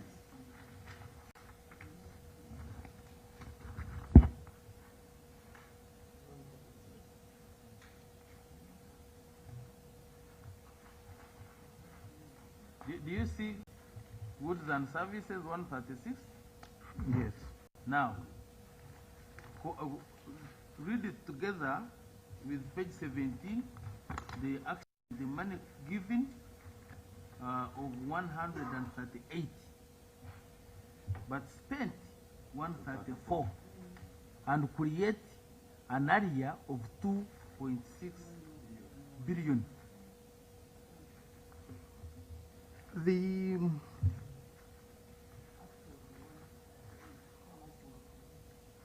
part of the what? It was all warranted. Yes, it was warranted but not released. No. You see, I think you don't need to confuse the committee. Not confusing. The other one, there was no, wait a minute. Yes. What happens, Government of Uganda, Minister of Finance, using single entry, what happens is this, that when money is warranted to you, it only waits for you to send payments and they clear from what is warranted. It's only when you have not sent payments that money is not spent. You are refuting that? Yes. So tell me what is right. Yeah, what happened? The one you are referring to is the GOU. That one goes to the consultant fund. But the one for donor-funded projects, they have specific accounts. Okay. Operational Me, accounts. I was interested in the government of Uganda. But even then, even if it is the donor-funded, and you are indicating here that it has been warranted, yes, then you have no reason to spend less when the money is given to you and create areas. Chair, I think I had earlier explained that. When it comes to warranting for projects, most specifically donor-funded, you warrant based on the warrant issued by Accountant General, but it does not always rhyme with the disbursement. Now, for this time, we warranted for SEDEP, but all the money was not disbursed. We based on the warrant issued from Minister of Finance. Why is the money warranted and not spent? It was not disbursed because... Why is money warranted and not disbursed? Because that's why you are lying. I said for single treasure account, you don't keep the money. The money is put in a book, in a basket. Every entity, as long as it is warranted to you, you have a right over it. Every entity, whenever it disperses or sends invoices, they are paid from that warranty. Chair, what you don't spend, wait a minute. What you don't spend, it remains as unspent but warranted. The question is, these areas you are creating should have been sent to them and be paid because already the money is warranted. Chair, we through the PS we have two categories. We have the GOU. That one goes to the consolidated fund. Those funds are the one which were spent to 99%. Now, when it came to these others which was warranted and not disbursed, we couldn't spend without having the physical money on the account. I think the project account can explain further. But head of accounts. Yes, it was they issue a warrant for project, the World Bank funded projects. They issue a warrant which you put on the system, but no funds were released for that. But head of accounts. It will take us far to look Honorable. head of accounts. For these donor funded projects, in most cases, for money to come as a supplementary, okay, the money is actually there. You are reporting, you've gotten money, and you want it. You actually revise the budget because you've gotten the money from donors. You've included it, and the rest is for you to do what? To spend. Chair. In most cases. Chair, if I may respond to that, in fact, the minister continuing engaging Minister of Finance, and as a result, recently a supplementary was given to meet those obligations which are not handled because of non-disbursement by World Bank. Chair, can we have details of the 19.2 supplementary? But by the way, Father Chair, let's also Okay. understand. They should give us How details. did you incur the 2.6 billion as arrears which were not approved?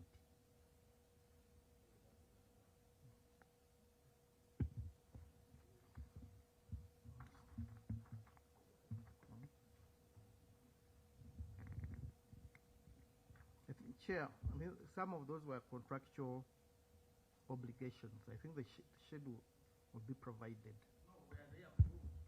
We look at the appropriation account, we look at what has been approved, and we look at your actual performance in the financial performance statement.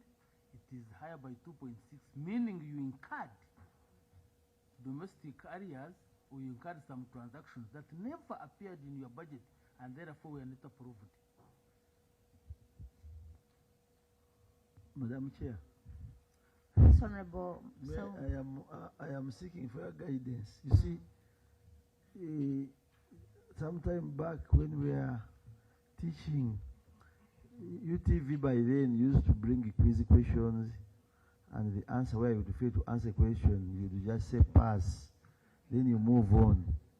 We are here flogging the dead horse without giving us conclusive answers, and it takes us so long not to conclude our queries. What did you lose, Madam Accounting Officer, by copying from UBC as of then?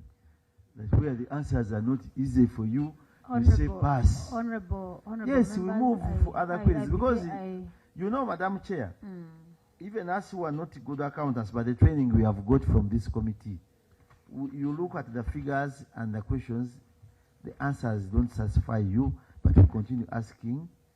We are flogging a dead horse. Yeah, there are no details. They are not given to the auditors. Me, I'm helping you, by the way. Honorable, you fail, you say pass. Honorable colleagues. For us, we sustain the query and move. Honorable colleagues, accounting officer, you will explain. Let's leave it at that. Chair, the schedule for the addition for the areas which are committed is attached and it was provided. Chair, I think let's as observed. What about the details for the 19.2 billion supplementary? Chair. The details, I think, said that the project will provide the details of the funds for which you are. Chair, as I don't know how can Chair, as explained, let them provide the documents. Let's proceed. Was for SEDEF and it was given as per the work plan. You will provide the details. Let us proceed. Chair, I'll provide the details, please. Thank you. Thank you, honorable colleagues. We need to move to item. We take note of these others because of time. We won't cover everything. But let's go to the mandate of this entity, land registration in Uganda. Failure to provide the requested information. Madam Accounting Officer, go to 3.41 about land registration in Uganda. The audit team requested for information and submissions made by the various MDAs, SGR and processes and processed titles for the projects. You did not provide those titles for these processed projects.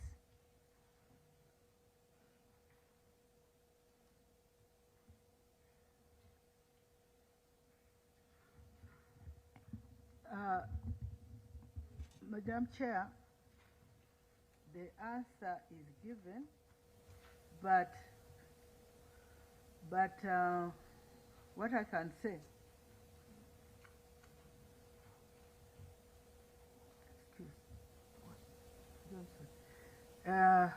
I'm going to request my officer from land registration to respond to this. But what I can say in summary is that we have written to the various MDAs. We are working closely together with the various MDAs to get them titles, except some have not really submitted the names of the schools, and there are some attendant requests we make so that the their titles are made, especially schools, health centers, SDR. But SDR have even assigned officers there. But I will allow the officer from land registration to respond. Yes, Honorable Sir. I am also very passionate on this area. Madam PS, a number of schools in Uganda, basically Kampala City, have asked you to provide them with land titles. You have refused. They are not there, and that's why people are stealing their property. Even we had a query here, I think, from a certain entity, where still they have constructed this, they have built good structures, but they have no land titles.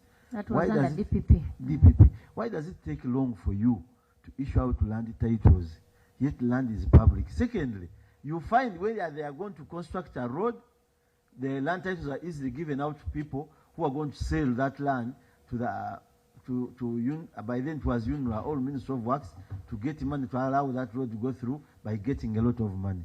So where there is business, land titles are easily released. Where there is government entities like schools, where they're going to encroach on their land, you don't provide them with their land titles. Accounting officer, expedite the process. Can you answer?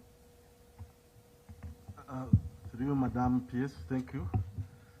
Chairperson, does my question come in? Let him respond, then you add on. You see, land titles are demand driven. The entity that is utilizing the land is the one which has to apply. The blame would be that this entity applied and the ministry has delayed. And we don't have many of those cases. For those which have applied, we have gone out of our way to even go and correct small errors. But for others, you find that the land is conflicted, but they come here without clarifying because of the delay and the one-sided reason. I want someone who says that everything was in order, I applied and the ministry has taken more than, the 1, 2, 3 months to give me this title. But Chief, did you look at the query of the auditor?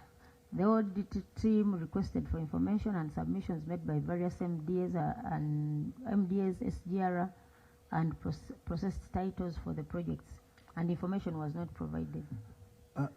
Through Madam PS, we have been going back and forth on this. SGR, UTCL, UNRWA, and ETC. At first, they had used consultants. And these consultants, for various reasons, many of them abandoned the work halfway. Others submitted files which had queries, and they never followed up to correct those queries. It's after some of these meetings we have had that we have agreed on the issues on these files, and we are addressing them. So what's the progress? The progress is that those which had queries, they have returned them back to them. The ones which were okay, we are processing. Honorable Kwang, you had something to say? Yeah, thank you, Chairperson. Mine was as the officer or the accounting officer is talking about the land titles. I have had a number of issues, pressure from people from Karamoja, that Ministry of Lands came there on a survey plan for selective town councils. They did that in 2024. Up to now, no information is existing of whether the titles are ready, and even the service providers were not paid up to this moment, about 14 months down the road. what is the way forward? Can you tell us such that it is easy for me to remove the rope from my neck? It's good you are here. Tell us. Okay, through you, Madam PS and the Chair, it is true we were piloting that area under the World Bank. By the time the project closed, we had not finished. But also, along the way, we had issues with the boundaries. I think the municipality and whatever boundaries. But we have been assured by the accounting officer, as soon as funds are available, this is one of the priority areas. Because we are piloting this mass titling in that area, we are going to finish it up. Okay. Thank you, but I think the bandwidth issues were, you had officers on the ground that finished those things. I would not like to hear that there were excuses of that kind. But I'm happy you are saying funds available, which I think you are here for. If it is even part of this, that will be good. Duplicated titles, or you duplicate titles. A review of 212 records of the processed titles were submitted to GIFT and noted that 10 duplicates had indicated as indicated below. The auditor noted that is table 34.12. We have several files here. The titles were duplicated. How does that come about? Through you, Chair, there were no duplicated titles as stated in the above table. It is normal for one certificate of title to relate more than one parcel. Normally, you'll find block 1, but it has plot 1, 2, 3, 4. Now, if you don't read it carefully, because they share the same instrument number and the lodgement date. So you want to mean that the auditor didn't read carefully? No, no. It was a misinterpretation, really. But Madam Chair, let us look at the one of Ginger, number 1 and the number 2. Lodging, the same date, registration, same date, time, same date, location, same. The volumes are the same, folio the same, block the same, plot the same, size the same. This was a conversion. That what? It was a conversion. I particularly interrogated this transaction, and we realized it was a conversion, I think, from this word to freehold. Let us go through. There are two. Honorable Song, let Honorable Mudini finish first. There are two. Equal the one of 3 and the 4, the same. No, that one is different because the size. But I'm looking at the first one, the one of Ginger. That was a conversion, Honorable Member. But you're converting what? The same piece of land? Yes, when you are converting from a lease to a freehold, you convert the exact acreage, exact plot number, and you use that. So you mean the auditor could not get that explanation? Eh? He wasn't competent enough to understand what you are explaining. By then. No, we need to look at it. Yes, Honorable Song. You see, let us be specific, and this one now goes to my friend, the Undersecretary. When an issue comes about a duplicate title, what do you understand about that title? Let us get it through him, Madam Accounting Office. When they say issuing of duplicate titles, what does it mean? Thank you, Chair, and through my PS, I think that's what my colleague is saying, the issue of interpretation. Because that would mean that duplicate title, if you are talking about a duplicate title, it means that the titles are issued into one original one and then the duplicate one which is given to the owner of the land. Then the other one is a registry copy that remains in the registry. So that is what would be a duplicate title, because everyone else has a duplicate title, the original being kept as a registry copy. But now when it comes to conversion, I mean to what the auditor stated, I think what they meant to say is that one title is being lodged or is appearing twice, as if there are two titles relating to the same thing.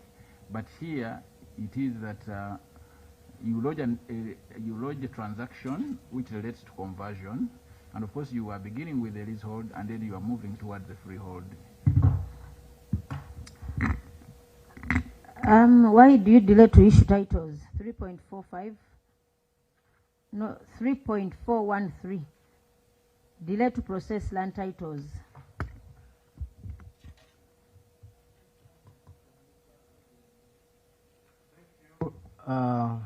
Madam Chair, this particular query is that the U-Gift project, we came in later. We didn't start with it. It was a response of the many complaints that people had raised that we came in to assist. And when we came in, we realized that actually they had so many problems, including, because most of these institutions were from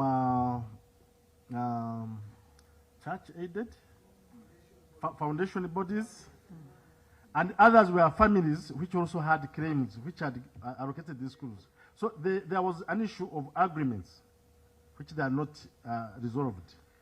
But I'm glad to report that now we are at about 75% performance after coming into support Ministry of Finance. And Finance. If we... Yes, Honorable Song. I have been in the Committee of Education for some time. And as long as I'm there, I will not leave that committee because I'm a teacher. But, Madam Chair, let us take this matter seriously. There are a lot of these schools which have stalled as a result of this query. I don't know whether you are aware of that. And the query raised by these people, and your answer, Mr. I'm sorry I came late, I never learned your name. But yes. Mr. Land. The answer here is not clear. It's not clear. I think we should be giving us a better answer. Why do they come in to ask for these land titles? Because the funders find it as a problem. And many of them have stalled because of that. And the Minister of Education is putting the accusation on you as Uganda Land Commission. I don't know that I'm speaking the truth. As Minister of Lands. Now, as you make a response to that, can you give us details on the timeline? For example, if somebody made a submission for request for title, how long does it take the person to get the title? According to your plan, and that should be the client charter. How long does it take somebody to, assuming I've come having everything, how long should it take me to get a title from the Minister of Lands? From Minister of Lands, upon submission by the, forwarding by the District Land Committee, and everything is in order, it's 10 days. So within 10 days? Yes. Everything in order. Yeah, you see some people don't bring documentation. But me, Madam Chair, I'm in disagreement with you. Here they are stating out of 212 gift schools, 196 submissions were delayed. And it is ranging from 14 to 1,419 days. If it is 1,419 days, how many days does a year have? This is the query they are having, and the appendix is there. I don't know that is in on my file. So look at that seriously. Yeah, that's where I was going. It's talking about 10 days. So you want to mean that these ones failed to submit the required documents. But even if they did, these days are simply too many. From 14 to 1,419 days. How many years are those? Somebody abandons. All of the 196 abandoned. No. But I mean, they're talking about, now what you're going to do, we need to get the details of these projects. I think they have been referred to in Appendix 5. Honorable Sewungu, read through them and you guide. Read through Appendix 5 as we proceed, and you look at the days that it took. They must have given specifics of each title, have they? I don't have the appendix. You don't have the appendix? I don't have. Let's look for the appendix and have that sorted. Yeah, but just note, you delay to issue titles. That is a common. They should also it's a common practice, yeah. But 1,400. Madam Chair, they should also give us an updated institutions they have given their titles as per the query. If they could provide that, it can solve a lot of issues. We'll Because provide, we have the information. it will be my tool to come back to you when I'm in the other sessional committee. Now, there is something important, And you know, I'm the Madam. Shadow Minister of Education. Lack of I'm not a usual standardized man here. remuneration of area land committees.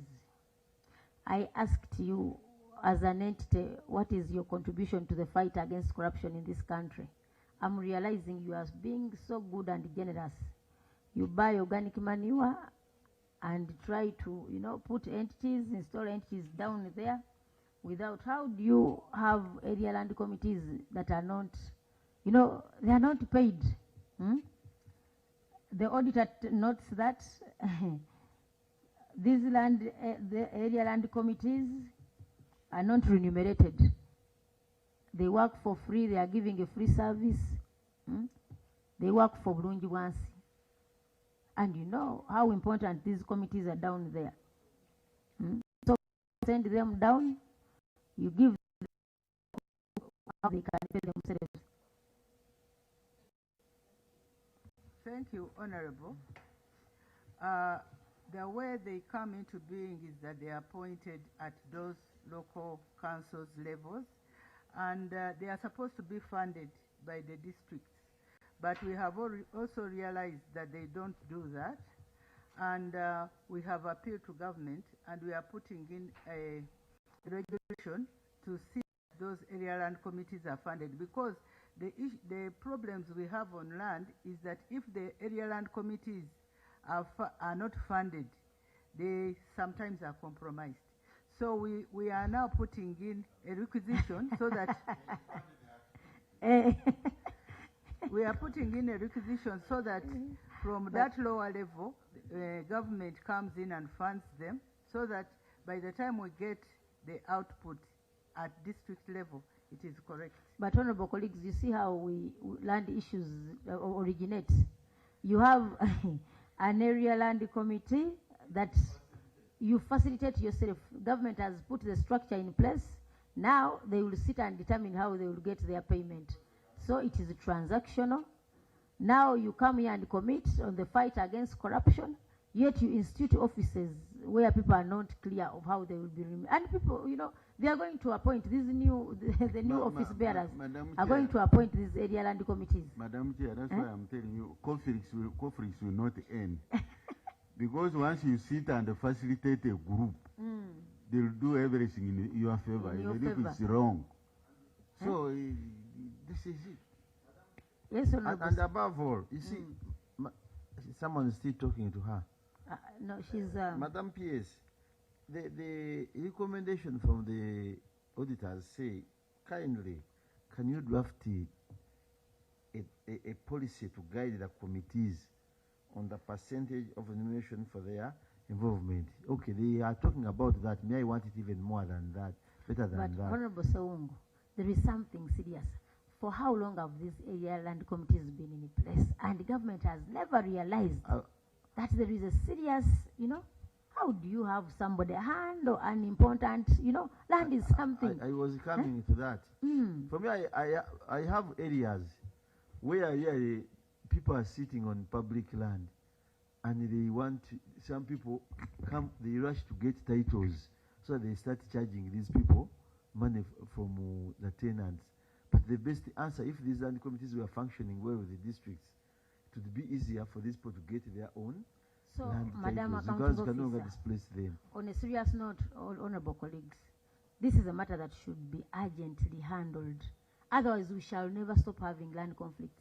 Whoever pays to the committee, if I pay the committee, they will do what I want. So you put an office, and you told people to go and see how they can survive. ISTB that takes it all, and Madam PS in the Ministry of Lands is very comfortable. Please look for where to pay yourselves from. For us, we don't have money, we don't have a policy, we have nothing, but we need you. Go and look for how best you can, cater for yourself in regard to remuneration. Is that being fair? Honorable Chairperson, we had already guided on who to fund these area land committees, but the fact is the districts cannot pick it up. and now we are lobbying government to be for them to be funded from the consolidated fund from the center, because at first in the law it is very clear the district councils are supposed to fund these committees, but from practice we have realized that it can't happen because they don't have enough money. So we are lobbying government, and recently I issued a circular on that effect, that you are supposed to do this, but let's put our efforts to fund these area land committees, because as you observe, really, they are the initiators of security of land tenure, so we should be able to pick it up, and why don't you stop their services till when you get because there will be chaos. No, but I mean, you are creating chaos too. You are creating chaos. My friend, for you may think you're stopping them, because look at, you are creating chaos too. Do you know how many land conflicts, I mean complaints of land conflicts are there at local governments? This is where RDCs have come to intrude. Everyone is a land manager down there. Sincerely, this thing causes confusion. How I wish you can expedite 40 years of, 63 years of independence. For how long have these officers been in place? You also found them there. If one asked, for how long have they been in place? We have never thought of such an important matter. The most valuable asset in this world is land. And here we are, we tell people to go and look for money on how they can survive. This is very regrettable, Madam PS, and I don't know who is on you have a lands committee independent now. This matter needs to be, followed upon.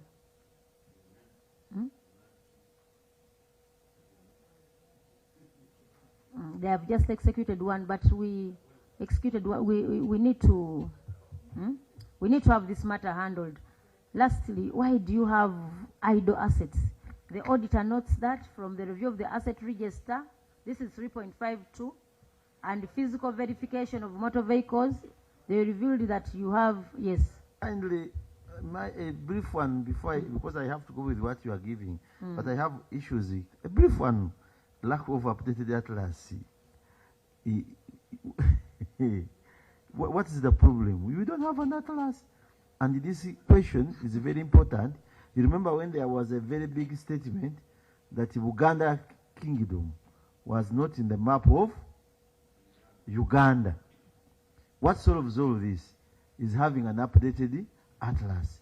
So when you talk about removing Uganda on Uganda map, see, how are the children in Uganda going to start about their kingdom, Buganda Kingdom, when it is not in the map? How did I skip that? Yeah, an atlas, which was just drawn 1967.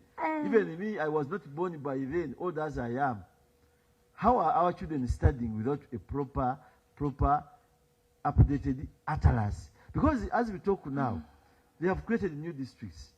Now, if there are new districts, it automatically means that you're going to show different new administrative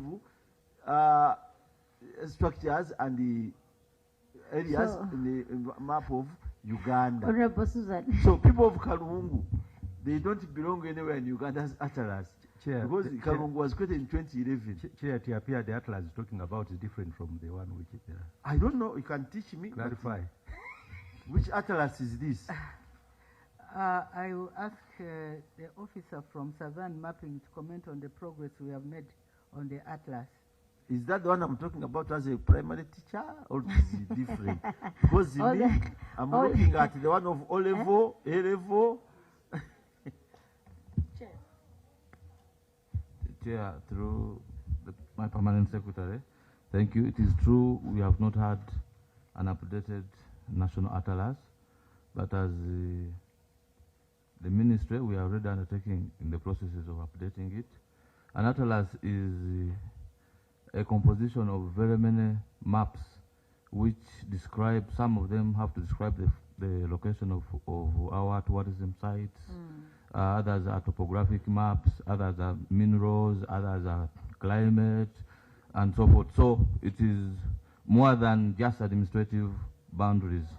So some of these data is collected from the different entities that collect this data, like We have written to the Minister of Energy, we have written to Minister of Tourism, we have already communicated with the Minister of Water and Environment. Some of them already responded, and we are now compiling and updating the atlas. So it will soon be readily available for printing. Thank you. How long is it going to take you? But Chair. Honorable Susan first.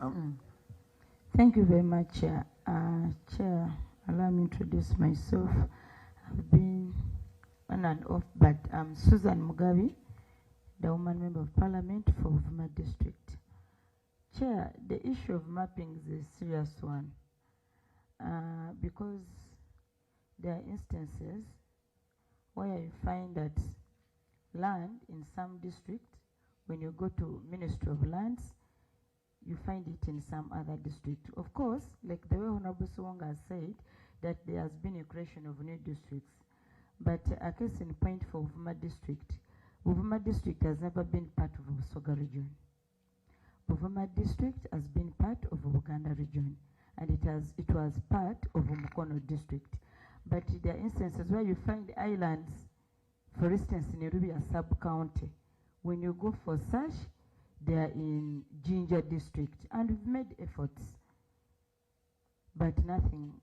The process is very slow.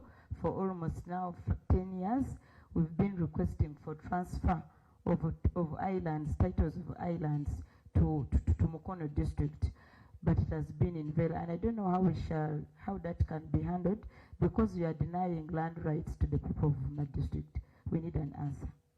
Thank you, Honorable. Honorable Song, anything to add? You see, Madam PS, through the my chair, sincerely, how are we teaching our children? Because the private publishers are making atlases which are not sanctioned by you, and as a result, they are teaching children things which are not correct, but they continue getting wrong information, as the Honorable Susan Mugabe has stated. The issue of not having a national government center is sanctioning atlases which have not been prepared by you as by mandate. Because government entities work hand in hand, but the authority lies in your hands. I am now fearing what our children are learning. And I was a teacher, and I'm still a teacher. It is in the P5 when the students start handling atlases to learn, and basically in P5 they learn about Uganda. Uganda as a country. That's the topic of SST in primary 5. I don't know whether things have changed, but we shall find out. But I think, Madam Chair, you have to give a CRC directive on this as a committee, because the auditors have seen it is a big problem. Meaning that now even our districts, many as they are not known. These are the questions at even P7 level. And this also affects the physical planning part of it. And it's business for you, by the way. It's business. So once they are published, you make money out of them. Honorable colleagues, the current national atlas is 58 years old. The government is 40 years old. So we have 63 years of independence. Madam PS, you know, there are things that are very shameful. How can it be on record that a very competent and able, experienced PS can comfortably sit in the Ministry of Lands? You are not comfortable. And we have been, you know, we have been issuing titles, location. What do you rely on? I have conflict of interest because she's my sister. She's your because sister. She knows that even if Sebei and Ogisu, we have a boundary issue. A boundary issue. You know, honorable colleagues, we are going to speak slowly. Madam, we are not being heard by the country out there, but it's embarrassing. Hope people have not heard, but it's very embarrassing of a country, independent, 3 years old, and we don't have a national atlas. Thank you. Thank you. We have taken note of the concern. Actually, that's why we went to all entities to ask them to submit, and we are going to work on it. expeditiously. Chair, I Chair, think with by- due respect, let me intervene. Let her give us timeline. Yes, that's what I was going to Please, do. give her the timeline. My Department of Survey and Mapping, we are going, in the next 12 months, we will have a national atlas. That's a yeah. Because it is very important that we get it. You can imagine how Buvuma has been taken out of, yes, and not only Sebei, it is no longer Sebei. It is Bulambuli, Kwen, whatever. There are so many. We are going to try and The other one is within the 12 Department months. of Survey and what? Survey and Mapping. What have they been mapping? For Anyway, we have- honorable colleagues, because you have made our day, and we are going to take you for lunch. Kindly from here. I'll cut us. Banyemo Rachel, because it's an achievement, but it's an embarrassment, Madam PS. The Ministry of Lands, Housing and Urban Development, the one who has been convincing us on how she's going to manage Kasokoso. She's going to construct low-cost houses. We all appreciate that effort. But with due respect, these are basics to your operation. And this shows that as a country, we are not prepared to serve people. This is a very serious indictment on your mandate, a very serious one. So really, when you get back, tell your minister that for me, if I was the head of state, the minister would be out of office by now. What is she doing? Out. We don't know whether the luck stay is on the minister or the PS. I want to mention the other one, but Minister, Madam Chair, the minister is very okay. She's doing her politics, but it is these people who are for administrative work. The minister is political. He says here, tomorrow is not there. I'm here, tomorrow I'm not here. So for her, she said, no, I told them, they didn't refuse. We pledge we are going to produce the national atlas because so many things have changed over time, and we are going to come up with one within 6 to 12 months from now. Madam PS, Madam Chair, Madam Chair, for the benefit of members here, and especially those who are interested in the boundaries, there is nothing you've lost.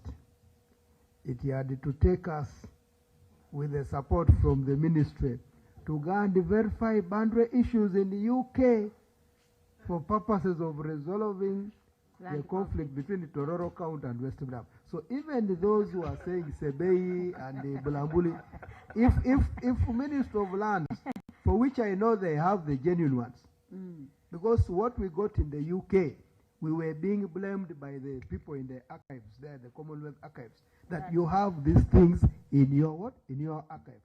But because as countrymen here we doubt what is with our entities, we go and verify there. So Bulambuli and the Kwen, you can verify that. Even the Buvuma and the Busoga, that one, I want to assure you that where you're doubting what is in the Ministry of Lands, you are there and still get what is here. So just to put those things together and list them. Madam Thank you. PS, The PS has given us that, but by taking what the honorable colleague has said, it will be an indictment on our government that he will trust the former colonialists. But I believe that you should pick it up because things it has been said. The colonialists did a better job. No, but I mean, he has told you he went there. You want to... He went there, but already she still remains. But the question is that why we are saying for timeline, boundaries are serious issues. The location of a nation, not only that, even local government, is a matter which is vital, and let's take by her commitment, by the ministry and the government, that 12 months we have it. I believe NRM will deliver on that. You believe what? Don't worry. I reached an extent of looking for a definition of an atlas for me to convince myself of the impact of not having one. But honorable colleagues, it's much as my colleague is committing, you know that is how best you can protect the gains. But we we have these idle assets. We shall protect them. Honorable Sehungu, utilization of idle assets, and we are concluding with this. You have, on a review of the asset register and physical verification of motor vehicles, revealed that out of 80 sampled motor vehicles costing 14.4 billion as per Appendix 7, this is Appendix 7, 6 motor vehicles worth 1.3 billion were either idle and underutilized since they were grounded in garages. How many vehicles do you have that are grounded? Honorable colleagues, as she submits, we need to come out seriously on the issue of disposal of assets. Many entities of government have idle vehicles down there. Yet if they repaired, two of you, kind request, repair these two and give them to Zimbabwe district. No, as you look at, there are some that can be repaired. What I'm trying to mean is, there are some that you find when they are not that much badly off, yet when repaired, police down there has no even a motorcycle, even a bicycle. So we need to pronounce ourselves seriously on these old assets in government scattered everywhere. Chair, to supplement, I think it's a question of how an inventory register for the properties and assets. So I think, other than asking that how many do you have, they have to give us a record of the inventory of the assets. And that has to be documented somehow. Just goes back to what we had before. Actually, you don't have to spend on time on it. Still, your failure to have a disposal plan brings this. But keeping vehicles in garages is not proper. I think because what the auditor is saying here is that the motor vehicles motor vehicles were either idle and underutilized. Why are they idle? Those are still in good condition, but they are doing nothing. But you bought them. That means you bought vehicles that were not necessary. Underutilized since they were grounded in garages for more than 3 years. Now, how can a vehicle be in a garage for more than 3 years? And you know, Madam PS, through the chair, some of these people here, you saw our friends, they tell us, my car's been there, nothing is happening. So when you don't see me for your function, you know you have no vehicle to use. But a car being in a garage for 3 years. 3 months? It can't be 3 months. No, you are saying. Is it 3 months? Okay, 3 months. You know, Mr. Juko is not defending that. Yours is okay and you are driving it very well with your driver. We shall talk, but whatever, keeping them there for that time is not safe for you.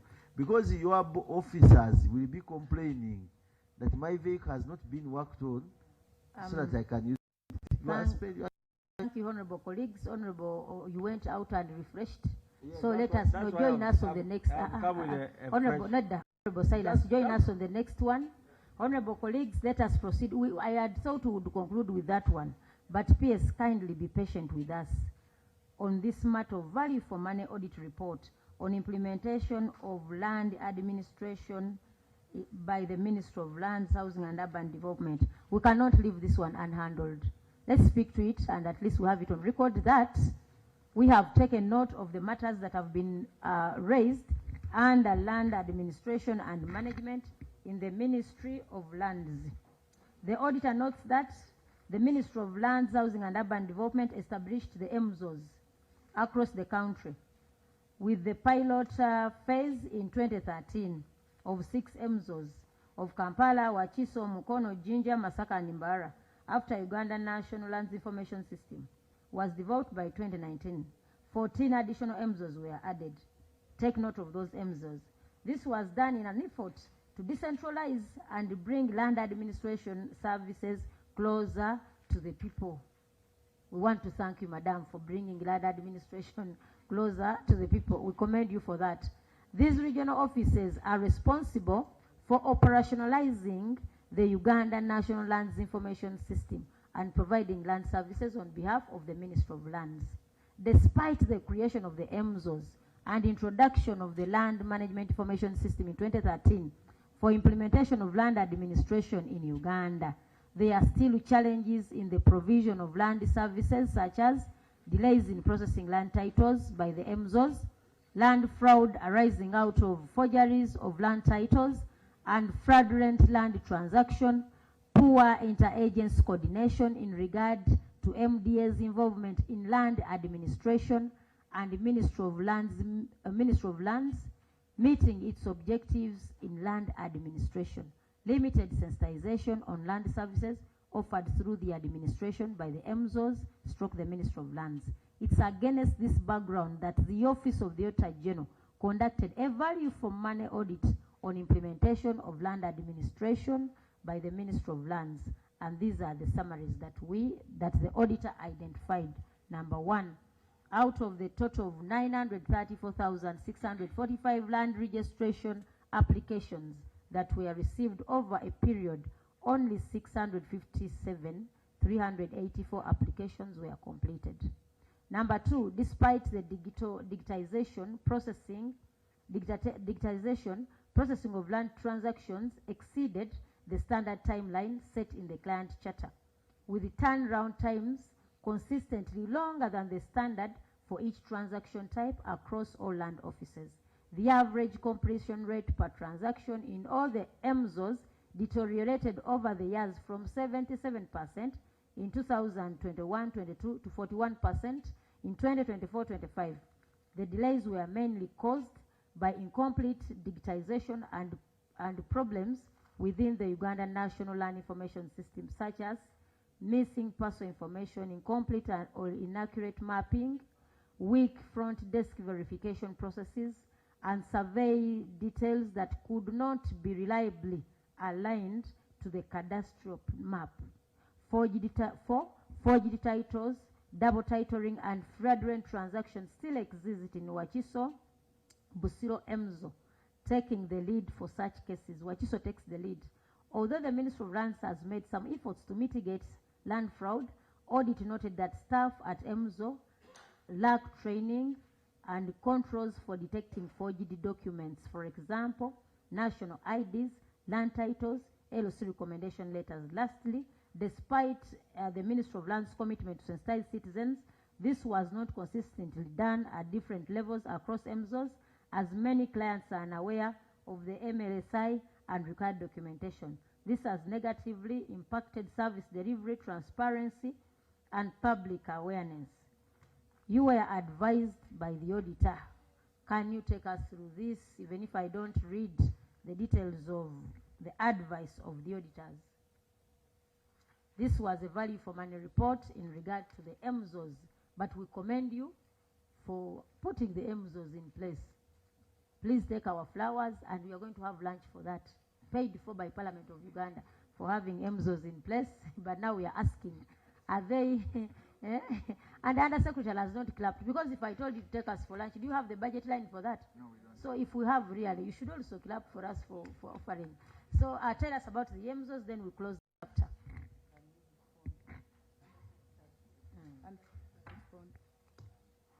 Thank you, Honorable Chair. And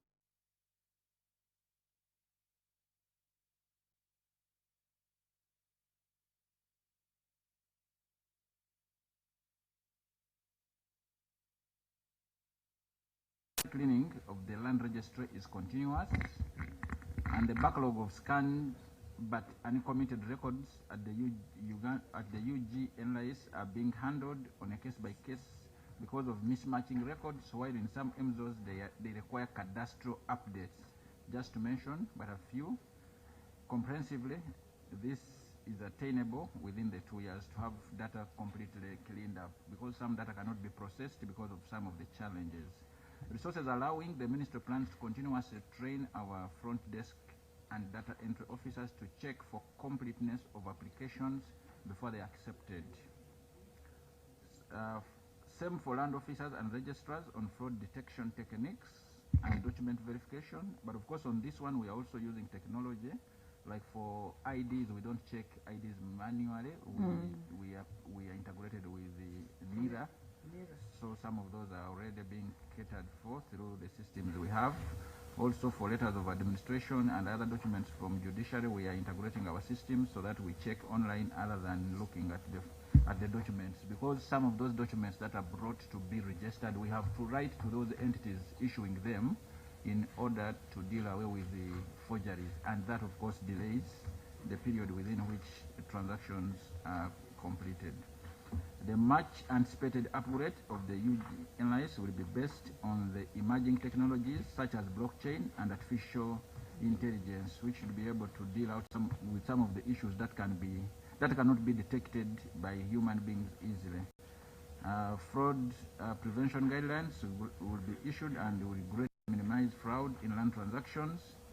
The ministry has an open API hosted at NITA-U, UG Hub for integration where necessary. Requests for integration from various MDAs are evaluated, and where necessary integrations have been made. And as advised, the ministry is to undertake the exercise of developing a national standardized sensitization strategy that will guide all MZOs with more regular and uniform outreach programs. I submit, Chair. Yes, Honorable Kabusu in a red tie. No, you know, somebody was thinking that Honorable Kabusu is the one in the yellow one. Kabusu is in a red tie. The yellow one is Rokwang. So differentiate between the two. Thank you, Madam. Thank you, Madam Chairperson. Madam Chairperson, allow me to commend the ministry first for integrating some of their activities onto. Is it IT? We receive messages sometimes when they make transactions on our land titles. Okay. Somebody lodged a caveat on my title in Masaka, and I received the messages until it was dislodged or vacated. So I thank you and urge you to continue. Many people are taking our land titles without your involvement, but those initiatives will protect some of our property. I wanted to know, Madam Chairperson, why is it continuing that Ministry of Lands, their team, especially survey and mapping, are creating titles, freehold titles, on Milo, on top of Milo, and it's common in areas like in Kalangala, where they are absentee landlords. They will appear as if the land titles or the registered proprietors do not exist, and so they sit freehold titles. Then they create legal challenges between the former owners and the new owners who have been created. And two, Madam Chairperson, I've been in active legal practice, private legal practice, and my honorable colleagues also who do practice will tell you there is a practice that Ministry of Lands should fight to stop. These MZOs you have been talking about, where did this practice of people lodging documents folded with envelopes come from, and when will it end? Folded with envelopes. Transactional transactions. The area land committees have no budget. No, Madam Chairperson, I'm not talking about area land committees. Registries, MZOs, these many. I know they are aware. I wanted them to commit to themselves. And Honorable PS, what the member is speaking about is true. Corruption in land offices, that has been, it is in public domain, so it's not something we can really even, I mean, we cannot give a defense on that. Madam Chairperson, before Honorable Narukola, something to substantiate on that very specific issue. Madam Chair, I thank you for the latitude. When I receive a certificate of title, I pay all the dues necessary, stamp duty among others. We submit. And then a demand comes that without paying an extra fee, your certificate of title will not be worked upon. It's very hard to get a certificate of title transferred from one name, from the former registered proprietor to a new one without paying extra money, which does not reach the government coffers. It's a very bad practice. When will it end? How can we fight it? What have you done to fight that vice? I thank you, Madam Chair. So, Madam, as I'm concluding, when Internal Affairs preferred that there should be classification of issuance of passports, to some people want them too urgently, and others can wait. They put a charge for those who want their passports urgently, and that charge reaches the government coffers. But why doesn't ministry, if they want to charge us extra money, why don't they come up with such an arrangement?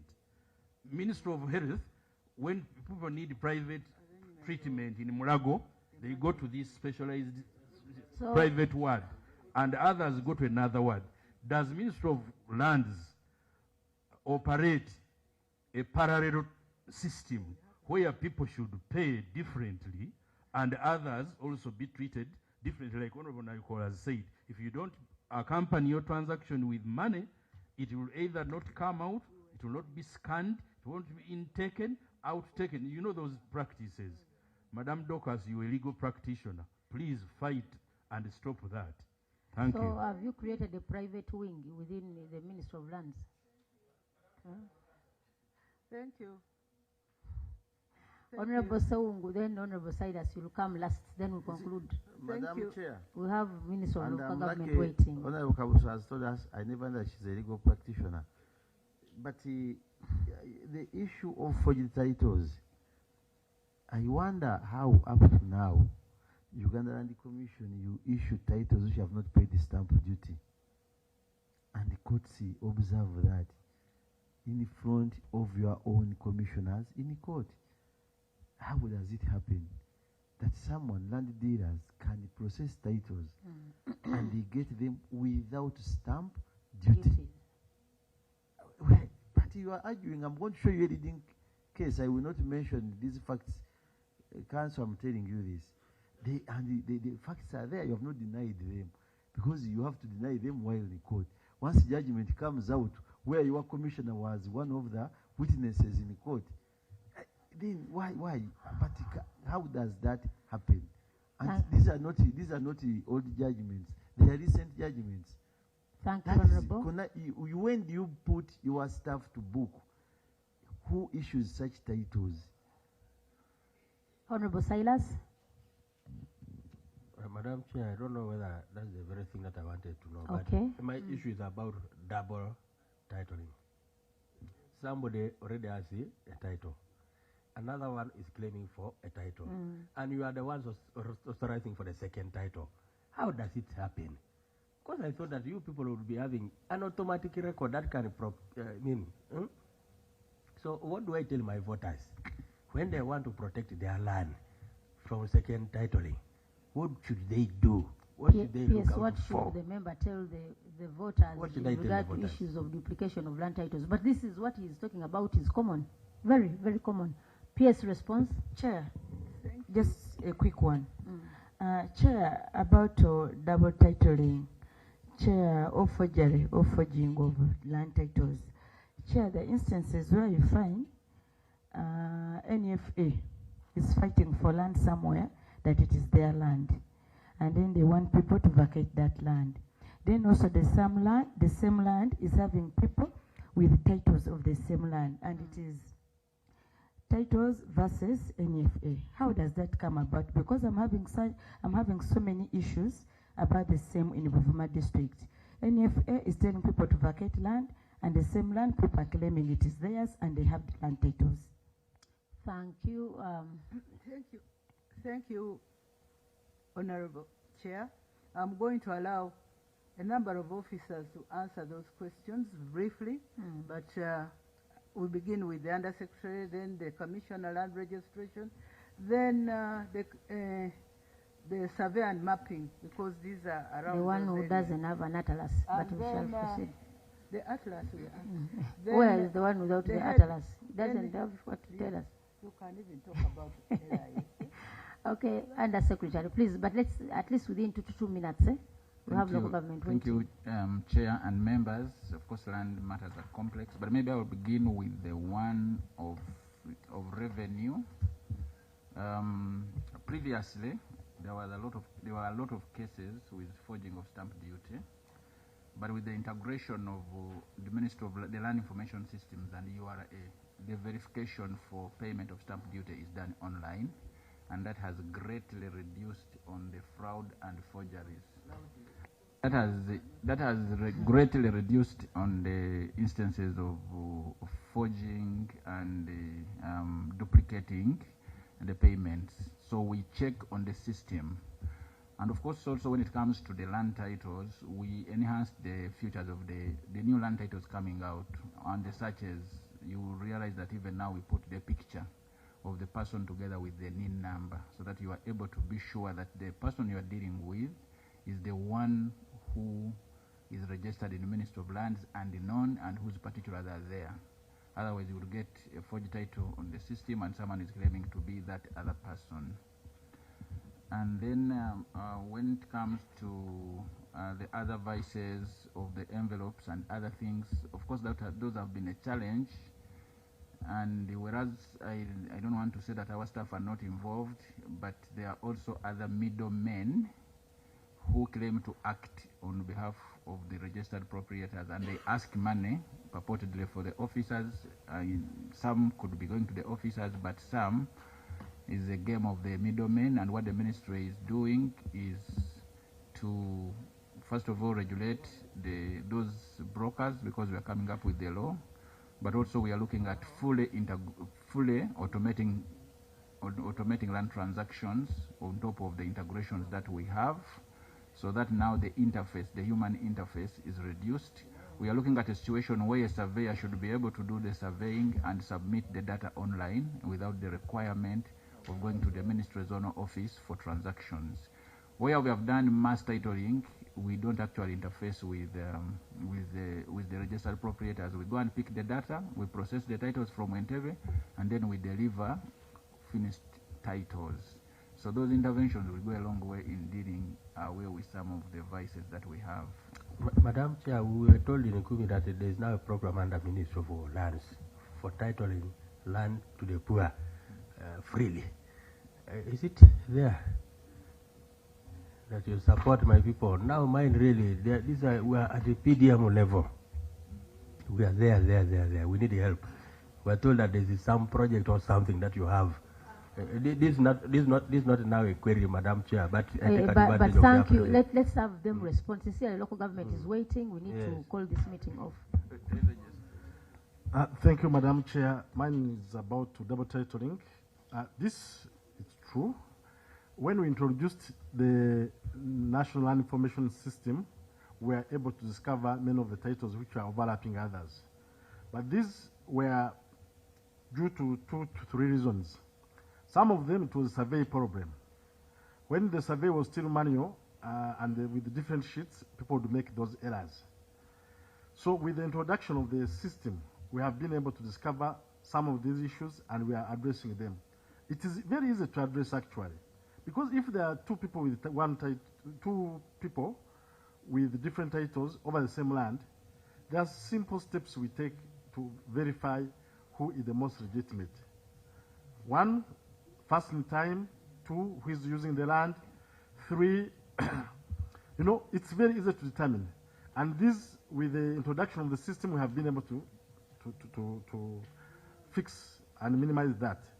Then someone who talked about issues with National Forestry Authority and etc.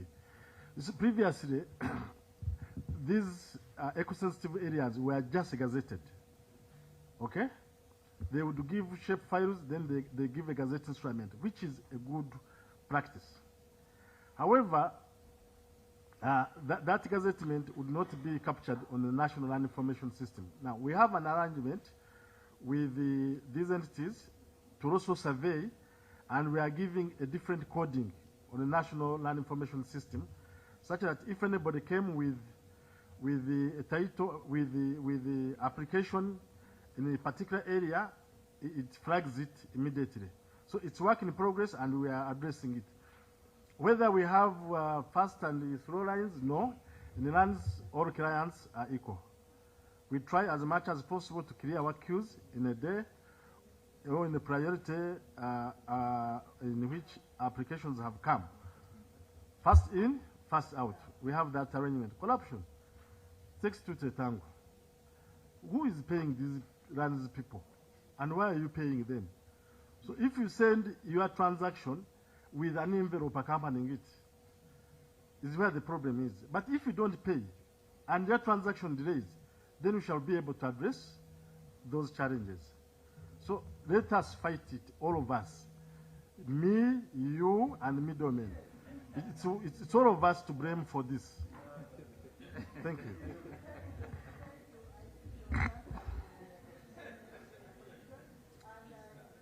Thank you for commending us. I'm happy that some of you who look at your smartphones all the time see messages from us. We alert you when they are transacting on your land. So please get into, make an account for yourself. It is only 10,000, the fee is 10,000, and you get an account to alert you on land transactions on your land. Because we have the information, so we send you. Thank you, PS, honorable colleagues. I request that we end at this. I want to thank you for this fruitful engagement. We thank your team for ably responding to these matters. These are national issues. We are here because we are working for and on behalf of the Republic of Uganda. We occupy these offices in public trust, and you are paid from the consolidated fund. So accountability is a must, and it's person to holder. We only want to employ you to really reduce on the inefficiencies that there is in the Ministry of Lands, so that you can serve people better. You know the criticality and importance of the matter that you do handle. Land is one of the most, actually is the most valuable asset that we have in the country. Aware of the conflicts that arise out of land wrangles, people have died because of land. Peak interest in the delays in court cases on land matters, and see how best we can help our people when it comes to land cases delaying. Also intervene and ask why. Why do we have a lot of backlog? Yes, we have them across, but you pick interest in your docket. Why do we have a case backlog on matters of land? And we would also be happy if at times you can give us free lawyers to help us. I mean, handle. There are poor women down there who cannot afford to pay lawyers on some of these cases. If the Ministry of Lands, to some extent, as as you give back to the people, you know, at times think about those some of those how do we call it in marketing, but give back to the people. Sometimes you can find a few cases that have delayed. Corporate social responsibility. It can be an area of innovation. You pick out some cases that have been, you know, have delay and somebody is vulnerable. Lands can foot that bill of ensuring that justice is disbursed to the beneficiary. We want to thank honorable colleagues. Thank you for your patience. Honorable colleague, I'm closing. You went out for lunch. You've not moved out. Kindly, I will assign you. Thank you. I'm assigning you to see the PS off so that you can have that burning issue handled. Honorable colleagues, meeting is adjourned to. We are. Thank you, Chair. Thank you, Chair.